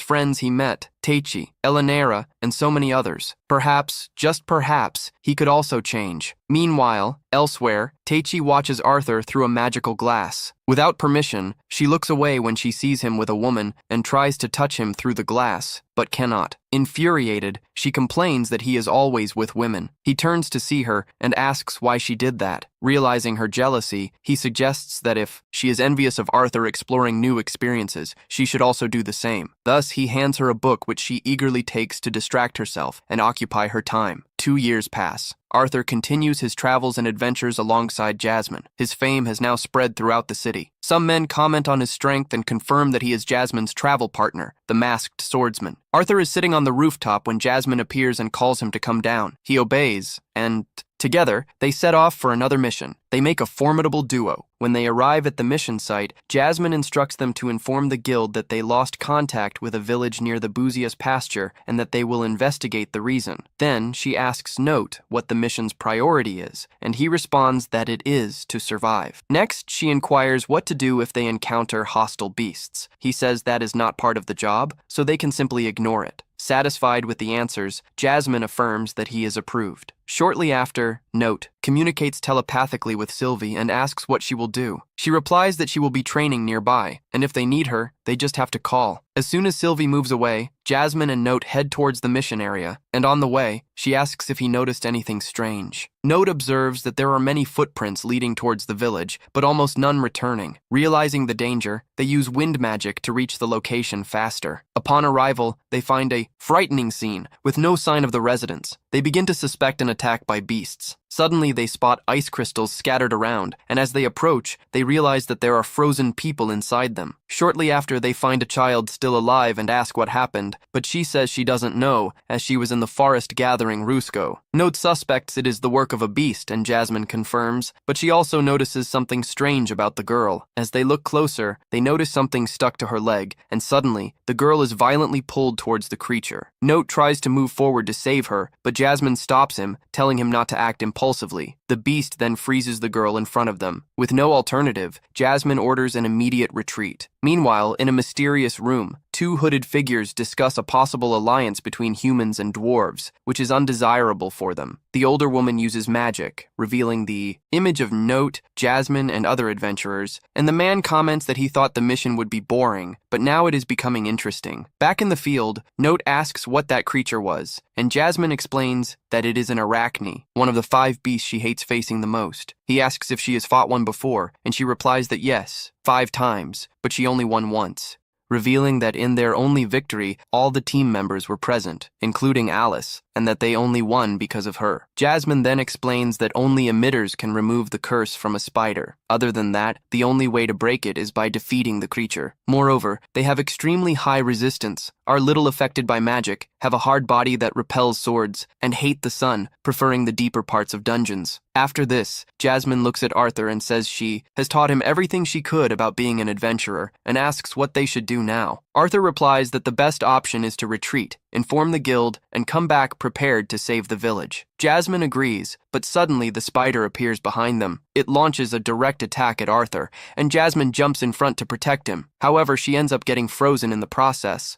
The creature slowly advances toward Arthur, who at that moment begins to remember everything he has lost: his parents, his fellow adventurers, and even Sylvie. The spider then attacks Arthur, who manages to defend himself with his sword, and then it shoots several webs in his direction, but he repels them all with precision, while remembering that in his past life, he was a king known as the most powerful, someone who won battles with a single sword stroke. Then he advances and drives his blade into the creature's neck, but cannot pierce it, dodging quickly from a counterattack and delivering several successive blows. However, the spider continues to resist, trying to attack him again, but Arthur dodges and realizes that just physical attacks won't be enough. He then envelops his sword in flames and attacks once more, finally managing to injure it. For a moment, he believes he has won, but the creature reacts immediately, forcing him to retreat. Realizing then that fighting only with magic won't be easy either, he decides to change tactics and uses earth magic to try to lift it from the ground and hit its head. However, the wound regenerates quickly. Still, the damage was enough to irritate it, causing it to charge at him fiercely. At that moment, Arthur drives his sword into the spider's head and questions if it has ever been attacked with magic from the inside out. Releasing a powerful lightning attack through the blade, the creature falls into despair and tries to flee, but Arthur plunges his second sword into it and further increases the power of the lightning, finally managing to defeat it, or at least that's what he thinks. As before dying, the spider uses its power to freeze him, but Arthur activates his crossbow skill, stopping time for a moment, and delivers multiple consecutive blows until he tears off the creature's head, ending the battle. After that exhaustion hits him hard. He realizes that, despite perfectly recalling the sword techniques from when he was the strongest king, his current body cannot keep up. Falling to the ground, he understands that he needs to train more. At that moment, Silvio runs to him, worried, and asks if he is okay. He replies that he is now. Then she wishes him good luck and, when asking with what, points behind him, where where Jasmine appears clearly irritated. Arthur apologizes for not following the plan and for fighting the spider, saying he was carried away by the emotion of the moment. Jasmine responds that since he acknowledges the mistake, it's all right, and even congratulates him for having defeated the creature alone. But Arthur states that he is still far from the power he wants to achieve, as he needs to protect those he loves, and believes that by becoming stronger, he will be able to protect the important people to him. Jasmine agrees, but warns that he cannot put himself in danger, as Alice and her family would be devastated if something happened to him. Therefore, he should not act recklessly. However, Arthur responds that this is impossible, as she is also someone very important to him, leaving Jasmine embarrassed. She comments that his charm is getting better and thanks him for saving her. Then Arthur remembers that they need to remove the mana core from the spider, but when they look, they realize that Silvio is already devouring it. At the same time, the villagers return to normal. Later that night at the guild, one of the adventurers is impressed to learn that they defeated an arachnid, but Note says it was just luck. Luca is suspicious and questions whether it was really an arachnid, as these creatures live in the depths of dungeons and rarely appear on the surface. Then, Note asks what he needs to believe, and Lucas asks to see the core, but Note responds that he couldn't recover it, suggesting that they may have confused it with a giant spider. Then Note reveals the head of the spider, leaving everyone in shock. Still, Lucas, unwilling to admit it, claims that creature wouldn't stand a chance against him either. Note sarcastically says he'll ask for his help next time, causing the elf to leave. Shortly after, Jasmine says it's time to leave, and when they ask where they will go, Note replies that they will return for a while to the city they came from. Next, we see Arthur returning home, being hugged by Eleanor. His parents ask him to tell about his adventures, and he says he defeated a spider. His father is impressed, while his mother scolds him for putting himself in danger. His father recalls that the entire group had difficulty defeating one of those creatures even once, and nearly died in the other attempts. He then asks how Arthur managed to defeat it, and he explains that, since it is extremely resilient, he concentrated all the attacks on a single point. He used magic from the inside out. Then his mother makes everyone kneel and reminds them of the promise not to put themselves in danger. Still, they forgive him. Alice comments that they should have run away since arachnids are among the 5 strongest and hardest creatures to face. Note tries to explain that Jasmine was not at fault for what happened since Arthur made the decision to fight alone, and because of that, they both apologize. Then Alice responds, reminding him that when he decided to become an adventurer, he promised not to do anything reckless, and that Jasmine would ensure he learned everything correctly, saying this was the only reason she allowed him to follow that path. But still, he ended up facing something extremely dangerous. His father then emphasizes that next time, he must obey Jasmine's instructions. Arthur agrees, acknowledging his mistake. Then Note asks about the spider, and Jasmine replies that she has already informed the guild and that they will investigate the situation. He thanks her and says he will inform Eleanor and the others to be careful. Then Note asks Alice to calm down, saying that despite Arthur doing something dangerous, he managed to come back alive. That is already a reason to celebrate.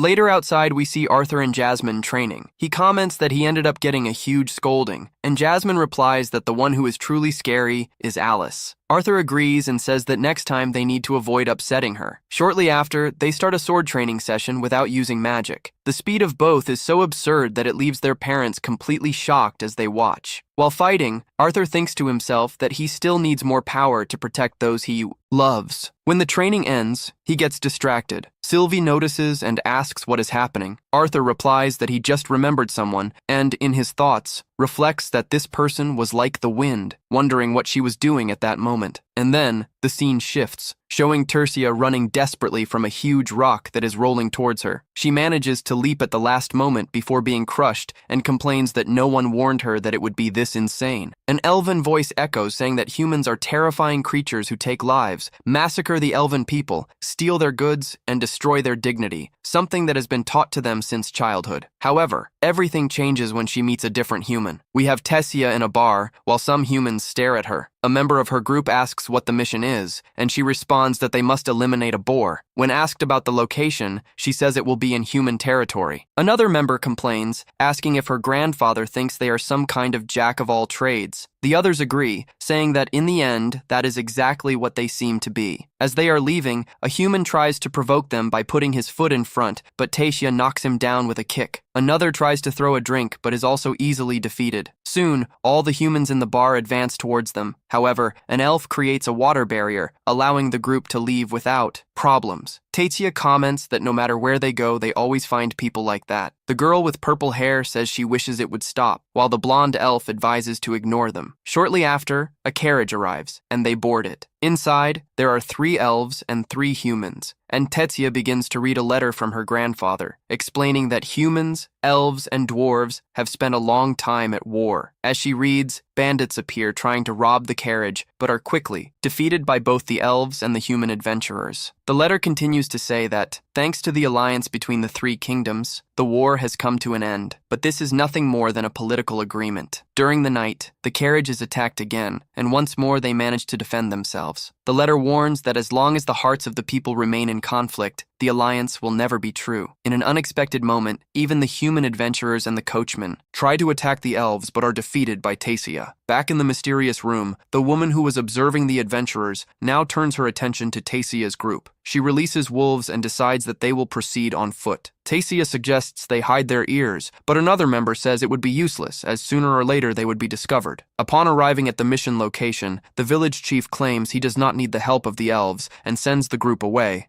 The scene then shifts to Arthur, who reflects on Lucas, a member of an influential family in the kingdom of Sepim. He did not expect such an important lineage to have elven blood, especially being an enemy race. Intrigued, he wonders why. Lucas then confronts Elijah, questioning why a human is involved with the royal family of the dwarves. Elijah responds that there are several reasons, but also questions if Lucas has elven blood. Lucas reveals that for the Wicks family, the most important thing is to produce powerful wizards. At that moment, Arthur intervenes, stating that his family is even willing to welcome an elf, all to achieve greater control over humans, even if it means mingling with a race considered an enemy. Lucas comments that it is not right to eavesdrop on others' conversations, while Arthur thinks that Lucas's family possesses a somewhat progressive mindset, or perhaps just an unyielding determination, willing to use any means necessary to gain power. Lucas then states that he intends to use this power to ensure that no wizard on the continent of Caton is stronger than he is, saying that this is the duty of all who are born into the Wicks family. Arthur wishes him good luck, observing that Lucas's goals seem to differ from his own, since he does not feel the need to become the most powerful, and soon after leaves, asking what the next mission will be. The scene then returns to Tatia, who continues trying to interact with the humans, but to no avail, as everyone, without exception, ignores her. One of the girls in her group comments that she really tried, but the reaction is always the same. Meanwhile, the blonde elf observes that they would probably do the same with humans who came to the Elven Kingdom. However, Tatia thinks that they could at least listen to what they have to say. Until at that moment, a nut hits her forehead and she realizes that it was 2 children. She then approaches them and asks what they want. The little boy says that if she is hunting the boar, it came from the east, causing Tessia to thank him for the information. While the purple-haired girl questions why they are helping her, the little girl replies that it is a problem for everyone, then asks if they will defeat the monster for her. Tessia confirms,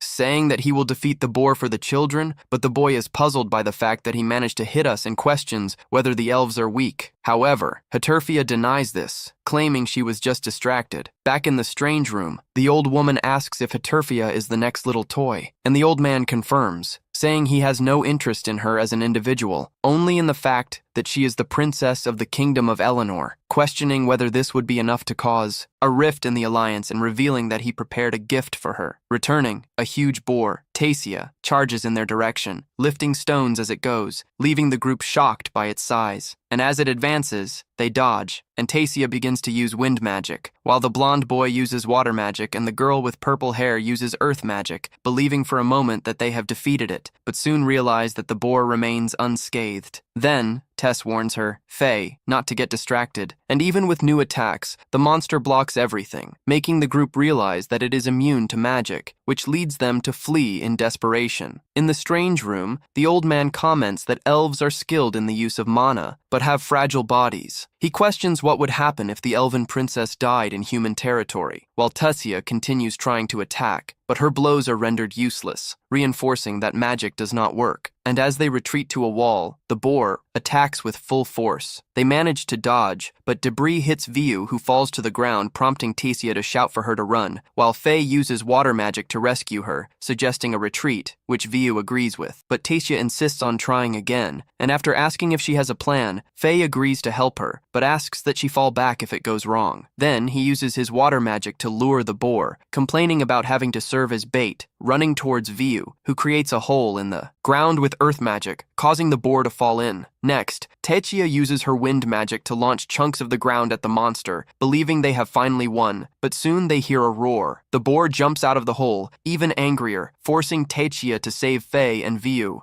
With her magic fading and at that moment, thinking of Arthur and the moments they spent together, Faye uses her water magic to pull her away and orders her to retreat immediately. However, Teixeira refuses, remembering that when Arthur was in the Elven realm, he taught her how to acquire mana. Teixeira's hands begin to glow brightly, and Viu wonders where all that mana is coming from. At that moment, Cecilia opens her eyes and sees the boar charging toward her. She gets ready, while Faye and Viu scream for her to run away, but instead, she channels the mana in her hand and delivers a physical blow with all her strength, knocking the boar down, leaving everyone shocked. Faye wonders if that was some kind of physical enhancement with mana, while Cecilia complains that her hand hurts, and Viu scolds her, asking her not to do something so reckless again. Back in the mysterious room, the old woman comments that it was a pity, and the old man says that Teixeira is more skilled than he expected, claiming they will need to prepare an even more powerful mana crossbow. Returning to the village, Cecilia informs them that they defeated the boar, but the elder simply turns his back and walks away without thanking them, making Faye comment not to expect good manners from humans. Then Viu asks Teixeira what she thinks about that, but soon they see the two children who had helped them, and they thank them for defeating the monster. Teixeira asks if that is their home, and they confirm, explaining that before, another person lived there, but left. And they say that the former resident was very strong, making Teixeira comment that she knows someone like that too. Back in the Elven realm, her grandfather turns and says that she made him break into a cold sweat, while a friend asks how she is doing. He replies that the problem has apparently been solved. The school principal states that she expected nothing less from his granddaughter, but Virium says it was not just that, but rather that she was lucky to have a good friend, leaving the principal curious about who it might be, and he replies that it's someone she knows well, saying that a small encounter can change the world, while remembering when she met Cynthia during a war between humans and elves. Back at the bar, Teixeira comments that she and Faye will return to Shiro's and asks what Viu intends to do. She replies that she will return to Eleanor, but will also take the opportunity to see Arthur, which leaves Teixeira surprised, asking how she knows him. Viu explains that it's nothing special. They studied together in shooting, while Faye adds that they meet from time to time. Viu praises Alice, saying she is very pretty. Faye comments that last time they got candies and they need to bring something in return, also mentioning that his sister is very cute and that Reynolds is an amplifier. This makes Teixeira pout, complaining that she also wanted to see Arthur, but didn't even know he was in Shiro's, thinking it unfair that only they can see him. Soon after, we see Teixeira in front of Arthur's house, excited to finally be able to see him, thinking about what she should say, and rehearsing different ways to introduce herself, until his mother appears asking if she can help, which startles her and makes her apologize and run away, confused about who that woman was and wondering where Arthur is. Meanwhile, elsewhere, Arthur ends up shipwrecked on a mysterious island. When he gets up, he grabs his mask and remembers that, while sailing with Jasmine, a strong storm capsized the sea boat, causing the two to separate. He runs desperately looking for her, but ends up finding Lucas and Elijah, being visibly disappointed as he expected to find her. Jasmine, which ends up offending both of them greatly. Arthur remembers that he had accepted a mission from the Hellster, but ended up being separated from Jasmine because of the storm. What he doesn't understand is, why the hell are Lucas and Elijah there? Then, Elijah explains that he was carrying out a guild mission involving several fishing boats that were disappearing, and that he ended up getting caught by the storm while investigating Lucas. In turn, mocks the two, saying that he finds it difficult to believe that they are also high-ranking adventurers like him. As they ended up trapped in a storm, they are really pathetic. Still, both Arthur and Elijah think that Lucas went through the same situation Arthur, then shows the boat he was on with Jasmine and demonstrates that he is worried about her. Even so, now the most important thing is to find some boat, because if he survived, then Jasmine must also be alive. Meanwhile, elsewhere, Sylvie is, as always, being greedy, devouring mana stones from monsters. However, her lunch is interrupted by Arthur, who communicates telepathically with her and asks for help in finding Jasmine, suggesting a location for where to start the search. On the other hand, Jasmine is desperate, looking for Arthur. She feels extremely worried and, at the same time, guilty. She remembers a conversation with Reynolds in which he commented that just as they encountered Rennet, many other A-rank mana beasts began to appear in low-level missions, and that this type of occurrence was becoming more and more frequent.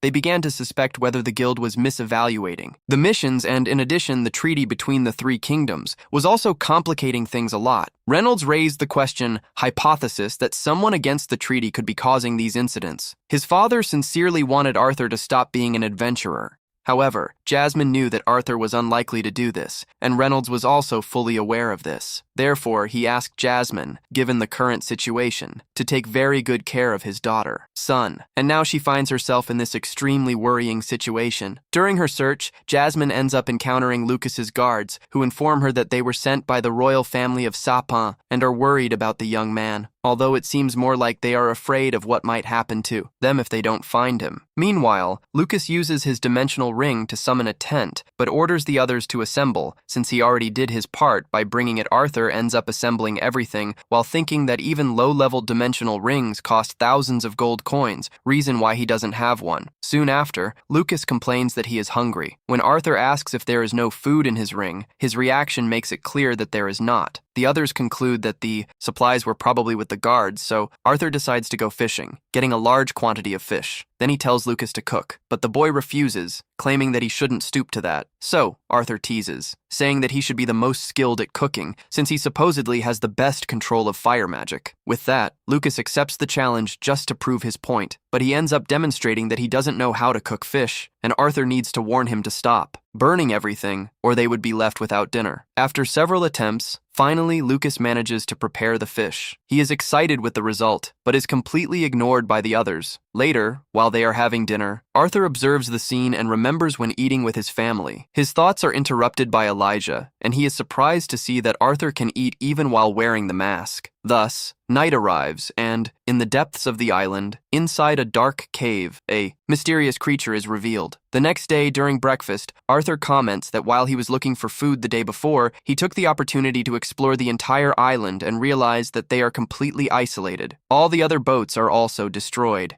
which means they can only wait for rescue or find a way back on their own. However, Lucas claims that neither of these options will work. He reveals the true objective of their mission, a mana beast capable of controlling the weather, even on a small scale, and if they find this creature, it will be the end. The three then understand that both fishing boats and their own vessels were destroyed by this monster. Arthur asks for more information, and Lucas explains that the creature usually builds nests near the water and dominates the entire area around it, which means that she must be somewhere on the island. He declares that when he finds her, he will reduce her to ashes and prepares to leave, but Arthur stops him, suggesting that the three of them go together, since this way they can defeat her more quickly. Lucas accepts, but makes it clear that they must not get in his way. Meanwhile, Jasmine continues looking for Arthur until she is found by Silvio, who starts making gestures, trying to communicate, although Jasmine doesn't understand anything at first. Let's face it, who would? But after some effort, she manages to interpret the message and finally feels relieved to discover that Arthur is still alive. In turn, the boys are already at the entrance to the cave, where Lucas asks them to observe and admire his majestic power. Fire into the cave in order to draw the monster's attention, while Elijah quickly creates an earthen wall to protect them from the rubble. When the smoke clears, a strong tremor shakes the cave location, and, without wasting time, they start running. The cave is completely destroyed, and from inside it appears a gigantic, monstrous salamander. Lucas panics when he sees that creature, so Arthur intervenes, blocks the monster's attack, and tells her that he will distract her while the others prepare a more powerful attack. Elijah takes over the defense, covering Arthur with his earth magic. While he advances, Lucas manages to land a strong blow, but the monster barely reacts. Taking advantage of the opportunity, Arthur attacks him and manages to injure him, while Lucas hits 2 fireballs in a row. Even so, the creature continues as if nothing had happened. Scared, Lucas begins to attack desperately. While Lydia continues to protect the two, Arthur notices that the cuts he makes on the monster regenerate quickly, and at the same time, he is impressed by the characteristics of this world. Then warn him that it's time to change strategy. Now, Lucas starts attacking you from a distance. but he's insecure, as he doesn't know who will protect him if the monster counterattacks. Lydia questions Arthur if he is sure of the plan, and he responds that it is worth trying, since he doesn't have many options. Arthur then blocks all of the salamander's attacks, and even provokes Lucas, asking if that one is really the power of the supposedly most powerful family of wizards. Angry, Lucas begins to attack with everything he has, repeatedly, making his magic collide with the monster's blows. Meanwhile, Arthur protects Elia so he can get close enough. At the right moment, Arthur advances on the creature's head and orders Elia to do his part. Without hesitation, he uses his earth magic to prevent the salamander's regeneration, attacking the wound directly. Seeing that the strategy works, the three continue to cooperate in this way, and after some time, they finally manage to defeat the monster. As always, Lucas begins to boast about his powerful magic. However, when he lets his guard down, the salamander rises again, ready to devour them. At the same time, Jasmine runs at high speed over the sea, using his wind magic. The moment Arthur finally sees her, the salamander has its head ripped off in a single blow. Jasmine arrives soon after and runs to hug him, relieved to see him safe and sound. Elia and Lucas are completely impressed by the power of a dual-rank adventurer. Later at dusk, Arthur thanks Jasmine for having saved him, which makes her blush. However, the moment is interrupted by Silvio, who is running away from the others after stealing the monster's mana core. Unfortunately, it is already too late to stop. Meanwhile, elsewhere, Tessia is disappointed at not being able to find Arthur. She comments to the others that they never managed to meet, but they imply that